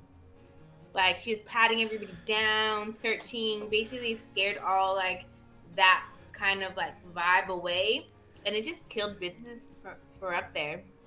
And she just like came in with this hard fist and just cracked down on everything because there was like a little area, like a little alleyway that you go down, you can get all like your cookies or whatever you want. Like that all got taken out, and she just killed the whole vibe of fucking Nimbin. It's very sad. It always takes one arsehole. Yeah, and it's like That's all it was takes. Like, Nimbin was just this little place, and that whole town was like thriving off of tourism coming from Byron, Gold Coast, wherever. Well, no, let's be honest. It was thriving because of fucking weed. That's the only reason why it was fucking thriving. Don't fucking sugarcoat it. There ain't nothing in fucking Nimbin but fucking weed. There ain't fucking nothing there. You got a train line. That's fucking it. Rich played a gig at Nimbin Pub before, and it was pretty fucking fun. That would have been fucking... That would have been fucking next level. Yeah, and because it's like a super local pub, and the locals are just getting down, and like the dance floor was just going off. But I hated the next time we went there, this new sergeant, everybody was just like depressed. There was no money coming in. She just fucking killed it. Fuck. I'd rather people be on dole than just sell a little fucking grass that grows out of the ground. Well, to be fair, a lot of that fucking weed was out there was fucking bush bud. Yeah. Exactly. Wasn't fucking nothing spectacular. It wasn't like I'm going to see the fucking devil, which is what I like. Like I want to see the devil. Yeah, but I fucking love Nimbin. The vibe there is great. The people there are great. Yeah, but I mean, maybe I have to go back again and see. I mean, I don't know how it is with the floods and getting out there. With like how the roadway, and if you go into the hinterland, you really have like there's so many roads washed out. It's crazy. How bad is it out your way at the moment? Because like I'm in Sydney, where we're not that like it's raining, but yeah, like is it really that bad out to you guys at the moment? Yeah. Well, we're on the coast in Burleyhead, so we're not really affected here. But if you go, 15, 40 minutes inland in the hinterland, there's roads washed out.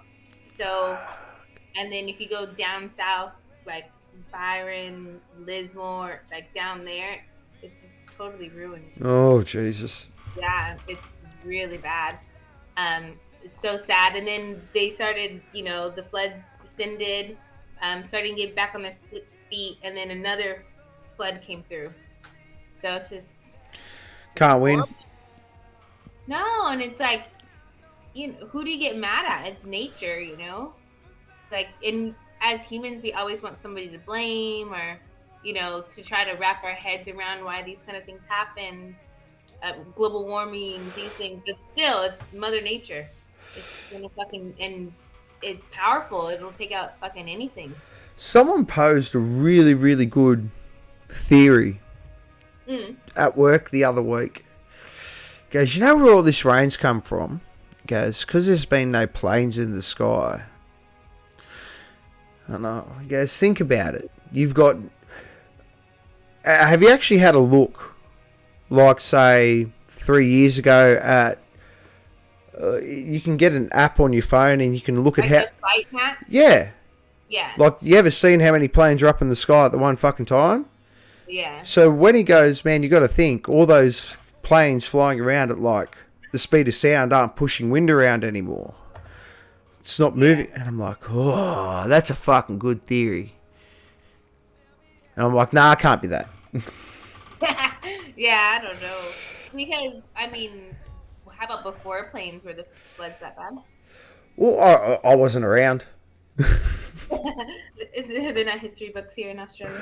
Oh, look, everyone sort of makes that statement that, it's an evolving thing that happens every time and it works in waves and you get wet seasons, dry seasons, blah, blah, blah, blah, blah. But then you go for the other part of it where you go down this conspiracy theorist part of where you got chemtrails and and stuff like that. And everything seems feasible. Like, don't get me wrong, the whole chemtrails thing seems feasible. And what they said about the Australian bushfires in New South Wales and all up and down the East Coast 3 or 4 years ago, and the whole fucking sky, the East Coast was just burning fucking red from bushfires. And, they were talking about putting in the speed train and stuff like that. It was all really crazy stuff, but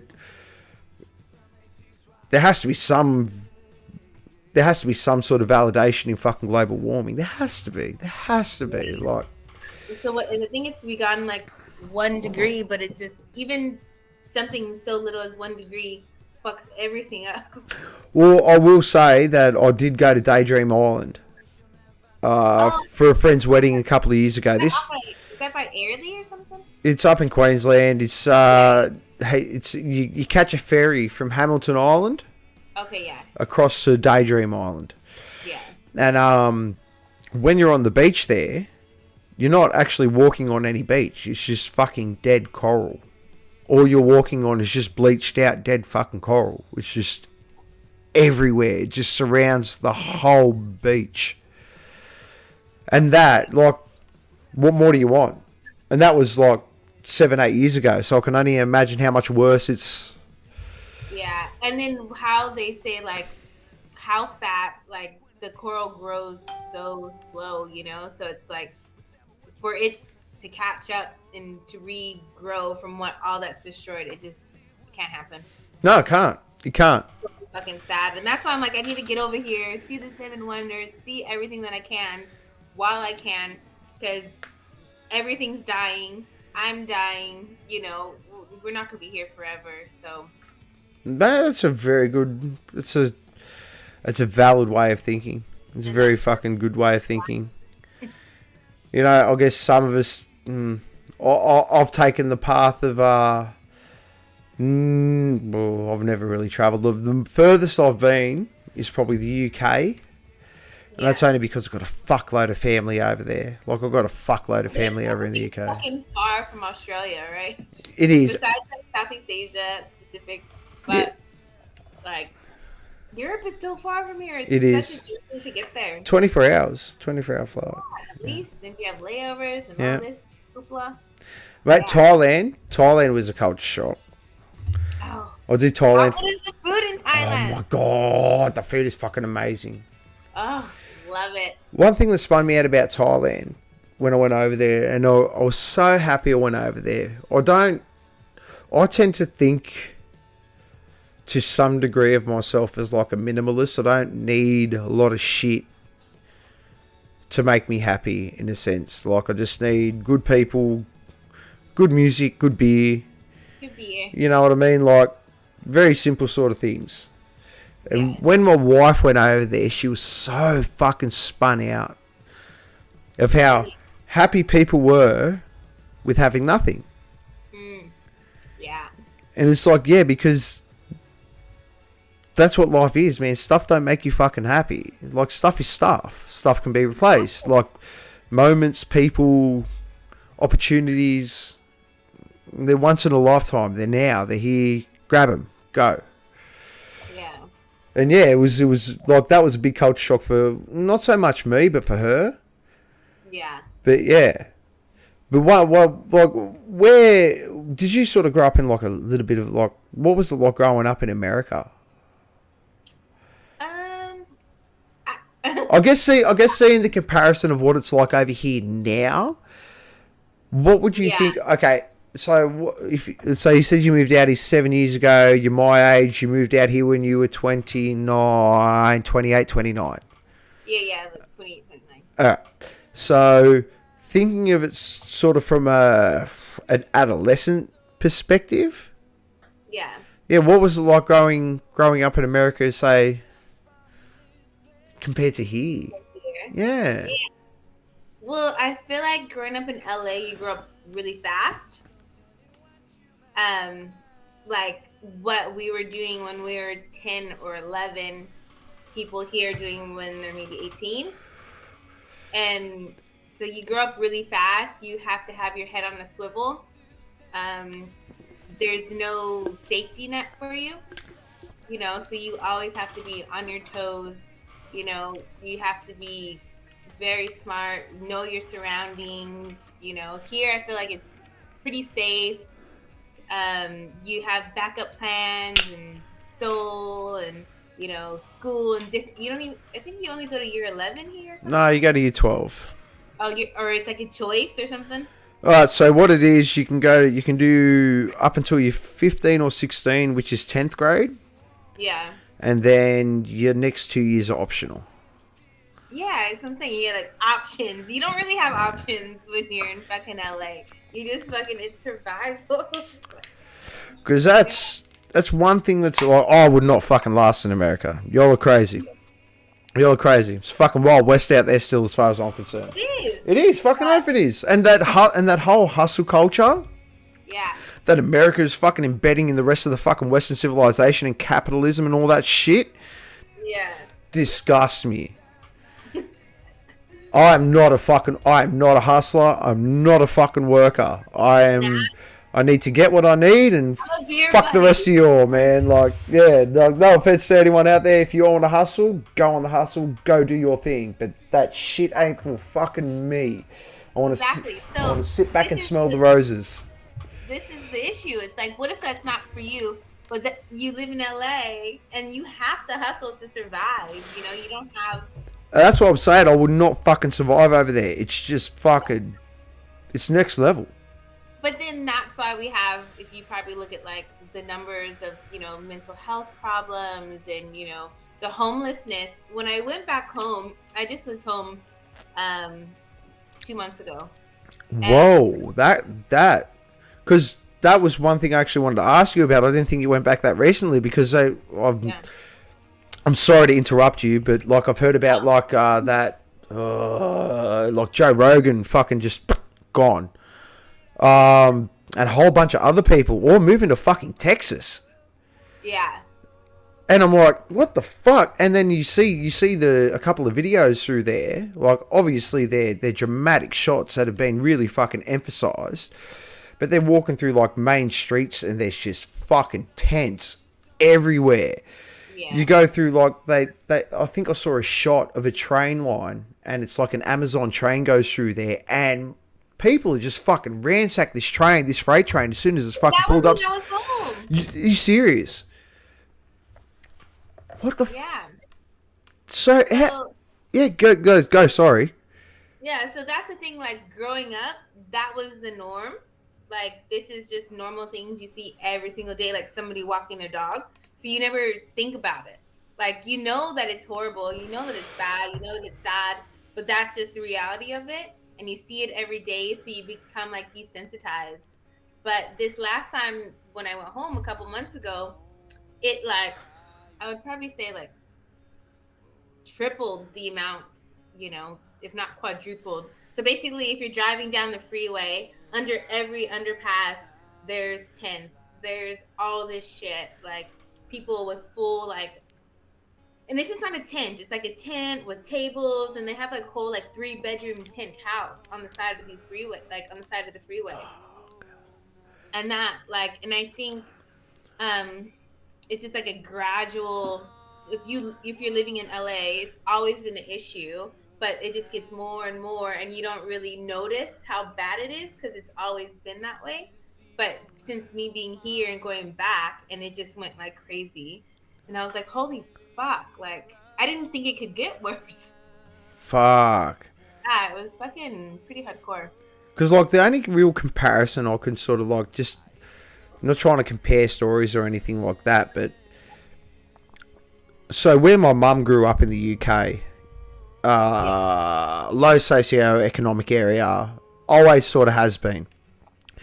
Mum hadn't been back there for like 15, 16 years with us kids. When we went back there the first time, it was still pretty good. And when we went back there in 2004, the whole fucking demographic had changed. Yeah. Weirdest thing was, though, is that where we were staying with my granddad, who my uncle lived with, and his kids, and whatever situation that was, but where we were living right across the road from a crack house. Yeah. And not like a muck around crack house, like someone had been executed 2 or 3 days before we fucking landed in the fucking, like, and head cut off, like, kind of crack house. Now, weird thing for me was, it didn't fucking faze me. I'd been, at that time in my life, at that age, I'd been hanging out with a lot of shitty people and didn't really... Mum ended up in fucking tears, and my little brother at the time was just like, nah, I want to fucking go home. This is fucking too much. This is just fucking way too much. But I'm like, man, it's just... that. But it is what it is, and I think, like, to sort of touch on what you're saying there is that it is what it fucking is. And unfortunately, with government legislation and shit like that, with the way LA's sort of gone, it's forced people into these situations, into these fucking tent cities. Yeah, it's crazy. And then, like, the gun thing is a total another conversation. Well, you guys have, they have stand ground laws. In LA, you have stand ground laws. I'm not sure. I try to be very well versed in other words. So I'm pretty sure, if I have my head around it properly, stand ground law is if you invade my personal space, which would be the equivalent, I think, of a COVID thing, and I think you're threatening, I can sort you out. I don't know if that's the case. But no, I think it'll have to be like if somebody invades your home, it's self-defense, but then it will go to trial, and you have to prove, that it was actually self-defense. And if you're out on the street and somebody attacks you and you shoot them, you're gonna have to defend yourself in the court. But now with surveillance and things like that. But yeah, I've like growing up in high school, I would go to a house party, and I've been to house parties that like been shot up, and everybody had to duck down. Fuck. And they fucking drove off, and everybody's like, "Is everybody okay? Yeah. All right, party's back on." And nobody. How does it? It's just a Wednesday. 16. It's just a fucking Wednesday. We're getting shot at. Yeah. So like, and that was just fucking. Fuck. at least I didn't spill my drink when you fucking got to the ground. And so, like, these kind of things just happen on every weekend. Different shit, you know, have people that I knew in high school went to get their hair cut, sitting outside waiting for the barber, got shot, killed on drive-bys. You know, so gun violence, gang violence is very prevalent, and it's just something that we were raised with, and it's sad. That's something that no fucking child or any, like, in my opinion, any person should have to fucking... Yeah. So these are some of the differences between... That's crazy. States in Australia. And that was just normal living. And I lived in, you know, it wasn't even the worst part of LA, you know? Well, because I won't lie, like, where I grew up, it was sort of like just a stock standard. If you could just know if a certain type of demographic was walking up to you, you know you're about to get rolled. Do you know what getting rolled is? Or like jumped? Yeah, you're getting jumped. You get rolled for your shit. You know, you just know. You walk across the street, shit like that. But to actually have that sort of... Like, do you ever just sit here and look at us and just go, fuck you, like, got no fucking idea how lucky you got it? Like, with the whole growing up aspect, the whole safety net that we sort of got with our government and shit like that. And yeah. Sometimes I'm just like, it doesn't make me angry, but it's just like, I just want to shake someone and be like, hey, do you know that, and like, you have it really fucking good. But then... we fought to get it like this. Yeah. To some degree.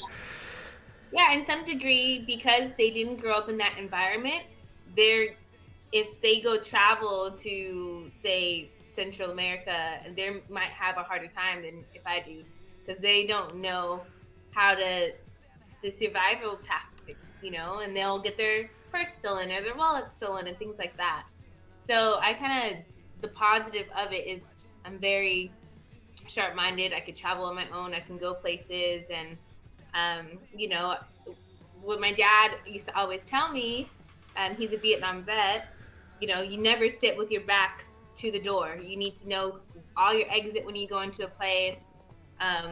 You know, you need to see who's coming in. If anybody has a backpack, you need to kind of like check them out because they could have a gun. Mass shootings is pretty fucked. I've had one of a high school friend's fiance pass away at the Route 99 shooting in Las Vegas. Did you hear about that one? Everyone heard about that one. That was the one where the dude sat up in the hotel room during the music festival. Yeah.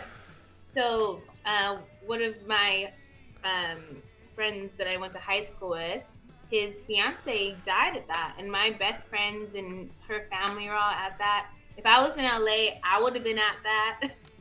Like, stop. I'm really sorry to bring all this stuff up. Like, I know, like, no, like, because I know, but at the end of the day, you know, it's like it still touches home it touches your home. Yeah. Do you know what I mean? Like in a sense. So.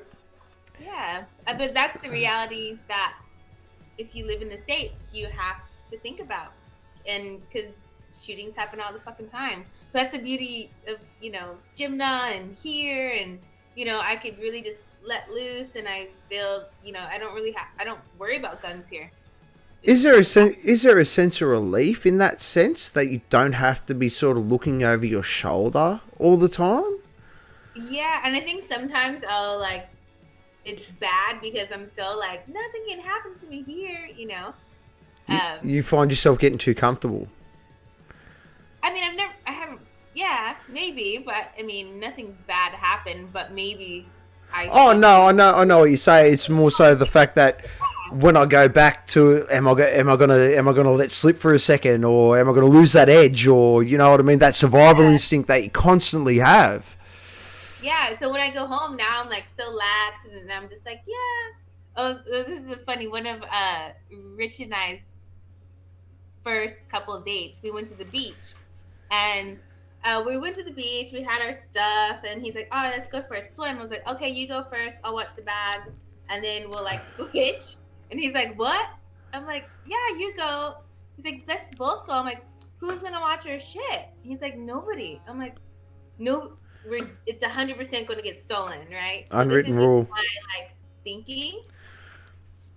So, But now I'm like, yeah, leave it. It's fine. Leave the door open. Nobody's gonna come in. Like, don't lock the door. So I've switched to that like chilled out safety. that's good. In a sense, that's good that you can actually take that time to just take a step back and relax now, and not have to worry about someone shooting you up at a party or fucking. Exactly. I couldn't imagine. I honestly could not imagine. Like, when you talk like that, I think, like, automatically, like, especially you being right on my age and stuff like that, I'm like, fuck, I had a sheltered fucking life. Yeah. And like I said, the most I had to worry about was when I was walking back to a party and it happened. I got jumped. Just gave the fucking my wallet. I'm fucking dying tonight. Here you go. Fucking whatever. Get whatever you can get out of it. Yeah. And there's like before cell phones. Yeah. Take my pager. Yeah, but that whole constant thing, like, because what the most I have to go off is like, how far away were you from Venice? Were you anywhere near? Is Venice Beach anywhere near where you were? Yeah. Yeah. American History X. That's all I had. 15 minutes without traffic. That's all I have to, like. It was like, don't go to Venice Beach. It's dangerous. American History X. My uncle went there once. He didn't go near that basketball court. Like, do you know? Like my uncle's been to America a couple of times, and one of the spin out stories he told me, this was and it sits so well with, like, it just sits right in my head. Yeah. It's like he was a tourist and he needed to know where he wanted to go. So he's a copper out here. So he thought, I'll just go and ask the coppers. So as he walked up to the coppers, the first thing the coppers have done is reach for the gun. Yeah, like, why are you fucking attacking me or throwing it too fast? And that's exactly right. Look, and as soon as he's gone, hey guys, how you going? They've gone, oh. He's like, oh, okay. Oh, just don't approach police so fast, man. If you got to do it, like, wave your arms or just say that you're not being threatening or just like, I need help. Yeah, like, yeah, and I'm just like, that is just such a spin out thing to me. Like, because, yeah, no, okay. Yeah, and then, like, with the climate with police over the last 3 years, that's even got worse. I don't even, how long ago was it that year? Oh, George Floyd. Yeah, so like so I was like really not like anxious, but kind of a bit anxious to go home because I hadn't been pre-COVID, and so much shit politically, socially, economically has gone on since I was home in 2019 or 2000, before COVID.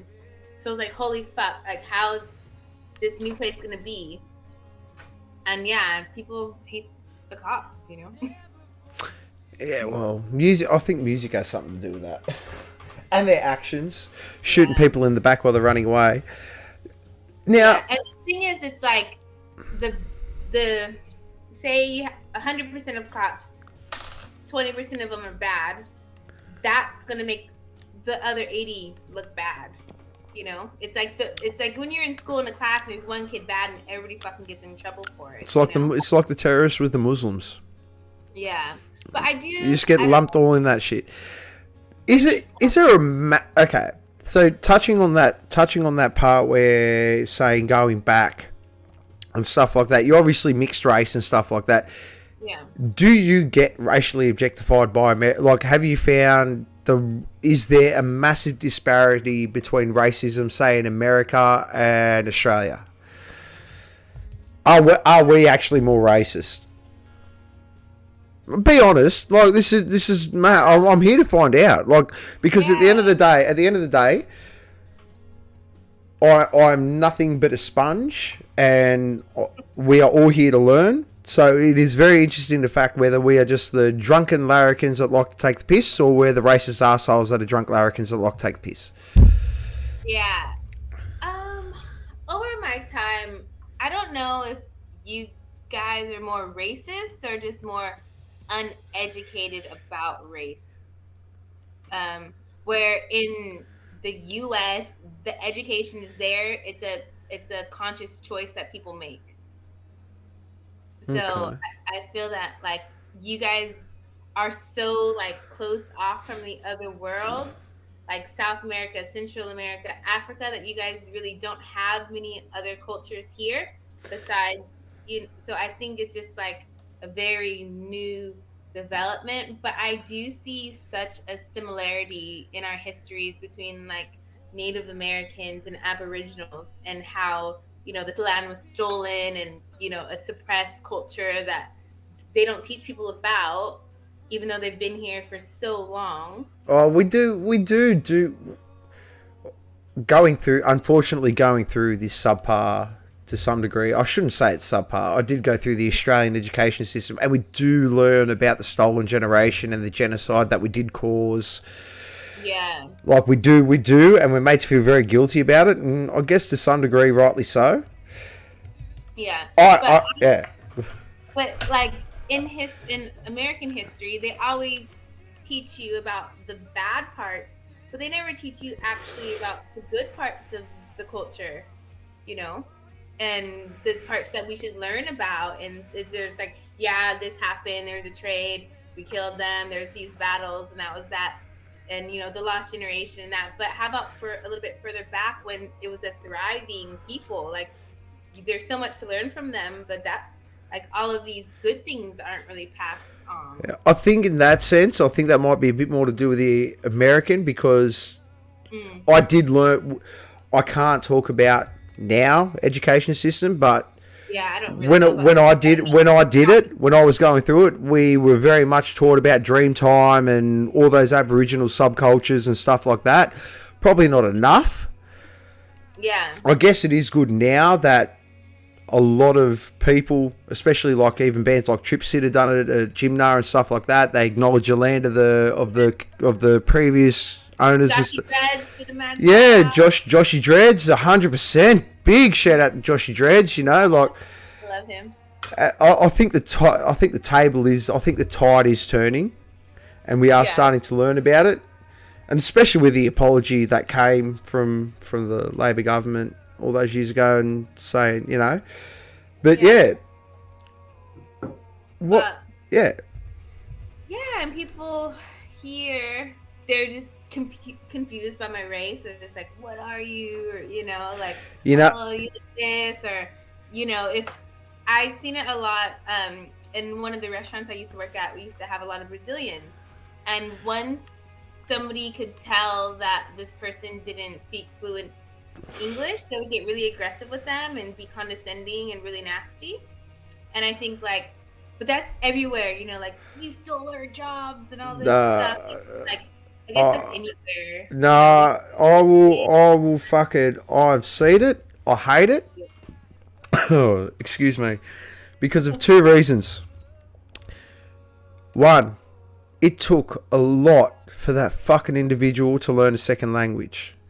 Yeah, it's like, you know one language. You know the one language. That guy has taken the time to learn a second language to serve you.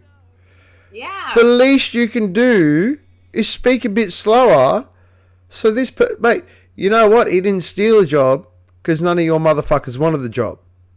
Exactly. And then so I'd have to butt in and be like, what's the problem here? And they're like, oh, fuck, another foreigner. But her English is good, so I don't know what I do.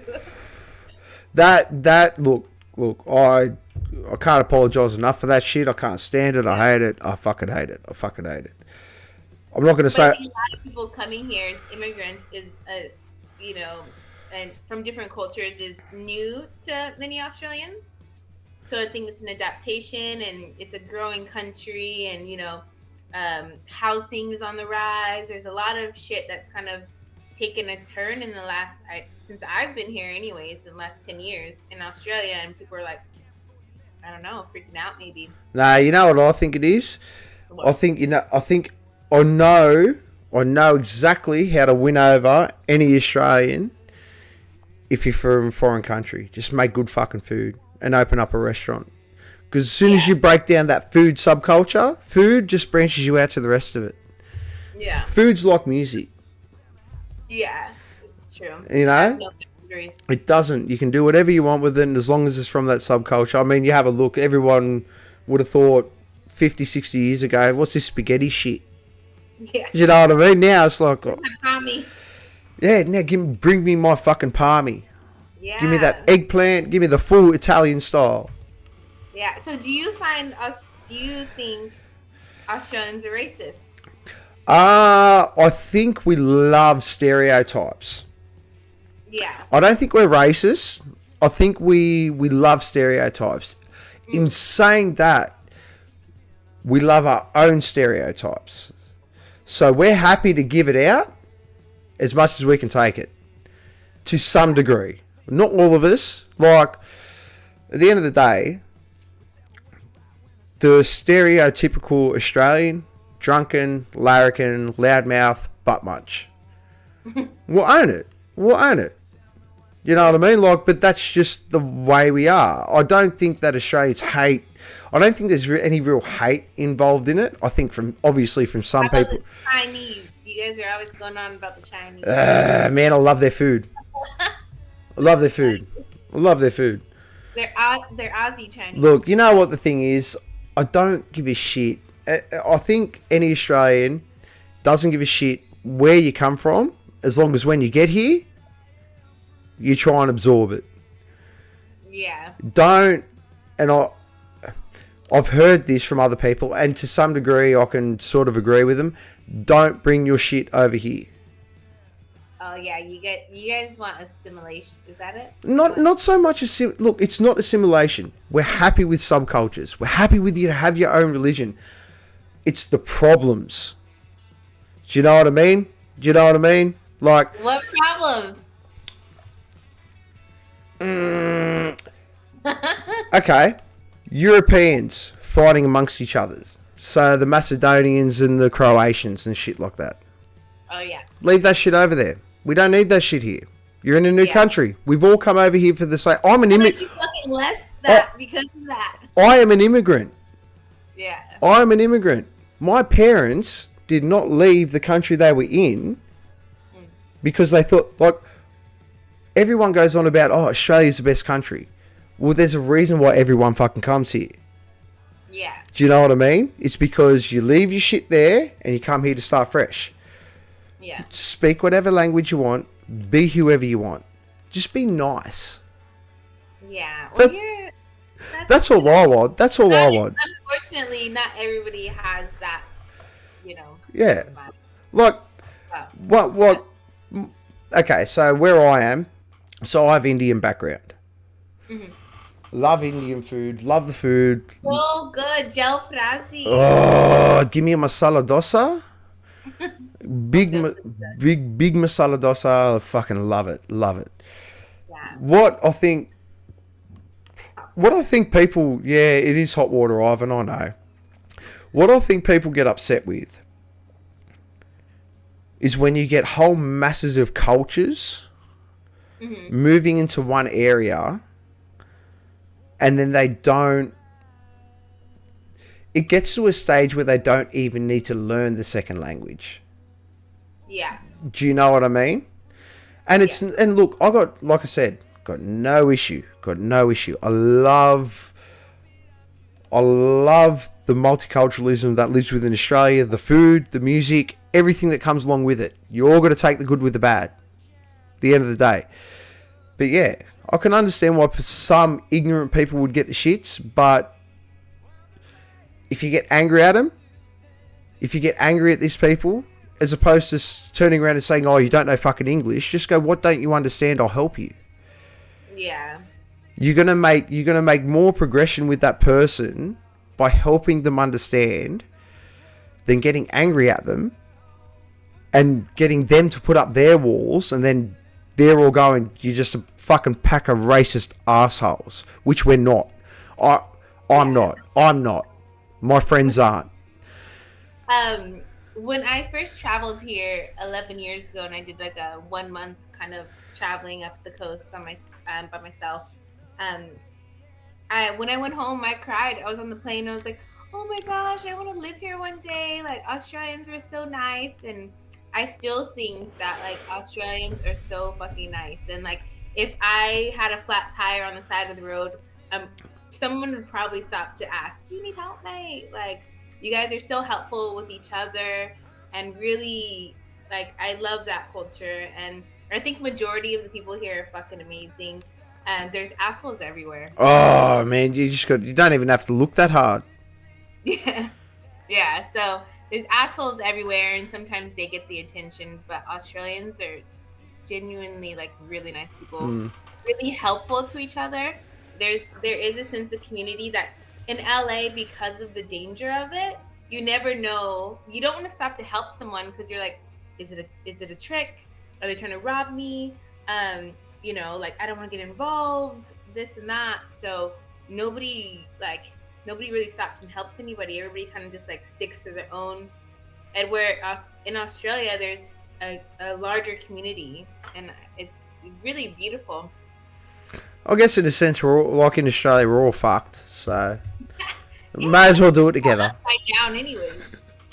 Well, and it's funny that you say that, because it's something I wanted to sort of touch on. Is I read an article over here, read an article in Australia that was saying that people were throwing eggs off bridges, right?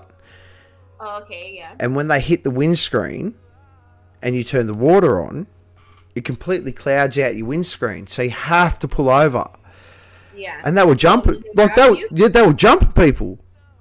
Oh yeah. Like, I don't know how far this was going, but yeah, just coming from that LA sort of scene, living over here for so long, is there a correlation, or say like a path that we're sort of leading down that is aligning us with that sort of mentality with America? Yeah, it seems. So what is this new thing? What are they fucking called? What are they called? I can't think. It's like a new kind of gang thing. They wear their little bum bags. Oh, the lads. Is it the lads? Essays. Essays, yeah. So like in LA we call them essays, and that's like Mexican gangster. Now here it's like essays. Yeah. And kind of like this American gangster thing, and they're all stealing, like, there's like 20 cars that get sold a night on the Gold Coast, and they all post like, oh, sold this car, but it's young people, like, it's not survival stealing, it's just stealing to show off. Yeah, Queensland have shit laws when it comes down to your minors. Anything under 16, yeah. anything under 16, Yep, just don't. So we have the same thing in New South Wales. If you can fuck around as much, as long as it's not too bad. Yeah. Fuck around all you want till you're 18. Once you hit 18, don't fuck around after that. Yeah. Yeah, so it's really bad here, and I'm like, I don't know, if I drop these guys in Compton, I don't know how gangster they really are, and it's like this Grand Theft Auto wannabe shit, But, I mean, if they continue down that path, it's going to escalate. But I think they're mimicking something. I don't know. I agree. 100. Well, I never wanted to be this person that was like music and shit like that, but fucking hell, man, like I think the gang culture that comes along with gangster rap and stuff like that, you can get it with heavy metal, especially when you get like to your more death metal and stuff like that. It goes very dark. Yeah. But just the whole culture that comes along with criminality and how it's so accepted spins me out, only because that was such a hush-hush thing.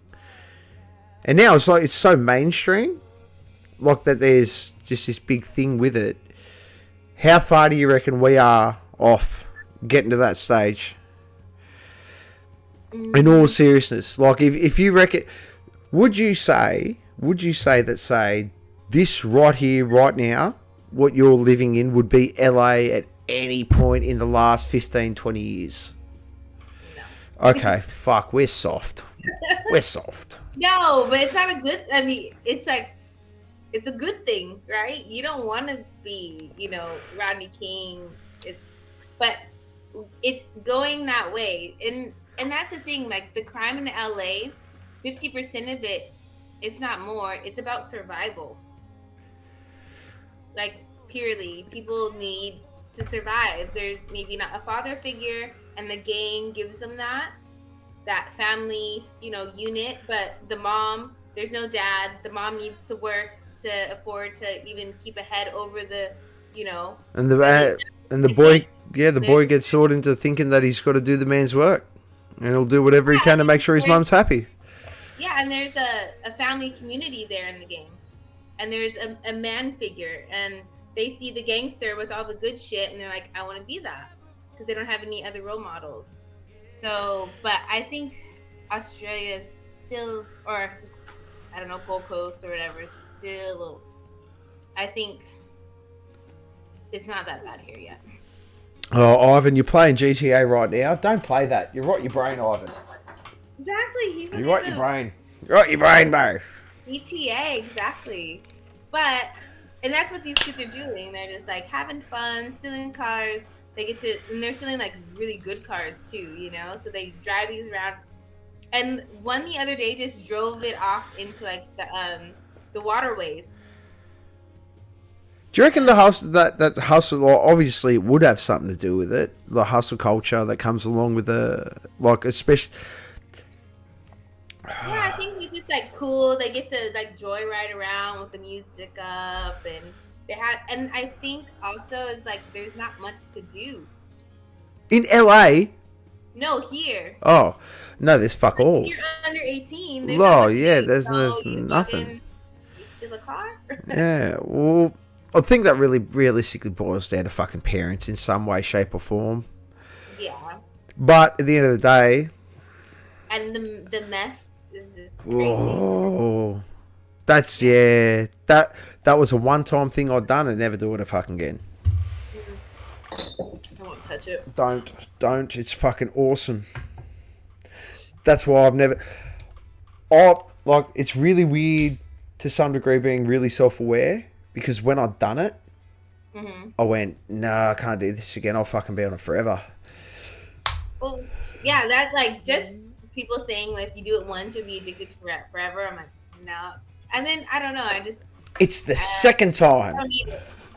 No, you don't. You got enough of an aura. Yeah. Yeah. Did you what are your experiences, I guess, say, with the music scene in comparison to LA to Australia? Because that's one thing I'm very, because you got population, you got and location, population and location. Well, it's so condensed. Yeah. So what would be a typical, say, Friday night LA for Britney? Well, the whole hog. I don't want anything sugar coated. Give me the whole hog. Friday. So I probably go down to Naja's, which is like on the water. You'd fucking love it. It's right on the water. It has like 100 beers on tap. I'm there. Yeah, and it's like right on the beach. 100 beers on tap. It's like pretty divey. They usually have a live band. So start off with just like 10% IPAs. Oh. Yeah. Don't say that, Britney. Have you ever had Don't say that. Don't say that.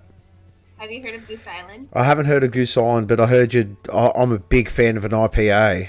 Yeah, so this Goose Island IPA is fucking amazing.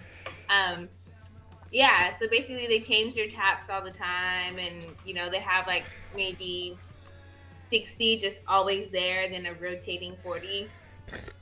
And basically all they do is beer and wine. And it's like been there for fucking years. See, that's a good fucking business model. Yeah. So good. And it's just like right on the water, you catch all the sunset. They close pretty early. It's more of like a daytime drinking, sunset, and then you move on to your next spot. All we get is sunrises.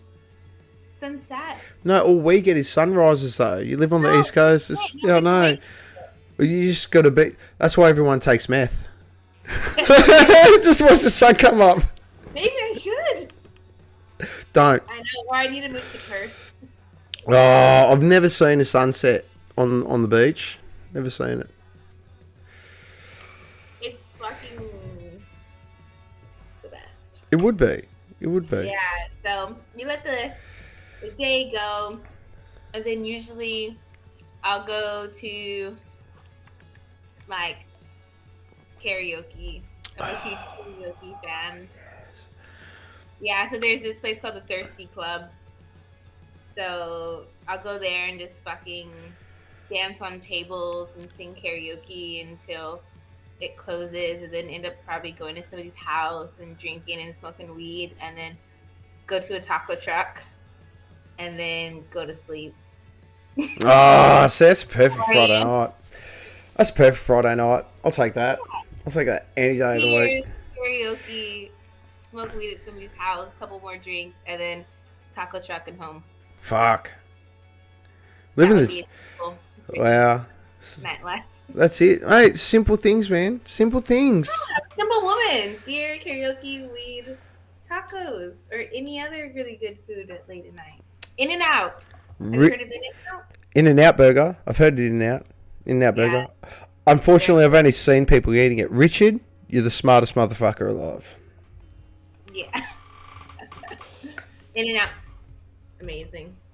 What meth joke? Is he on? Oh, the meth joke. Yeah, that's it. That's it. Yeah. Ivan. Oh. All right. Before we, no, Ivan doesn't love meth. Ivan. After this podcast, we got to chat because I want to go to a show with you. I reckon we got to do a show together. We got to go to a show together. Is Ivan in Sydney? Well, Ivan lives very close to me in Sydney, so he's not too far. We're gonna have to make a Sydney trip. Rich and I will meet up with Ivan. Oh, dude! Have an in-person chat. Seriously, if you guys get some shows in Sydney, give me a yell. You come over to my house. Come over to my house for dinner. I'll cook you up a brisket. Okay. I'll cook it, or some beef ribs, whatever you want. You right now. You tell me. You want some beef ribs, pork ribs, brisket, pulled pork, whatever you want. I'll do it. Right.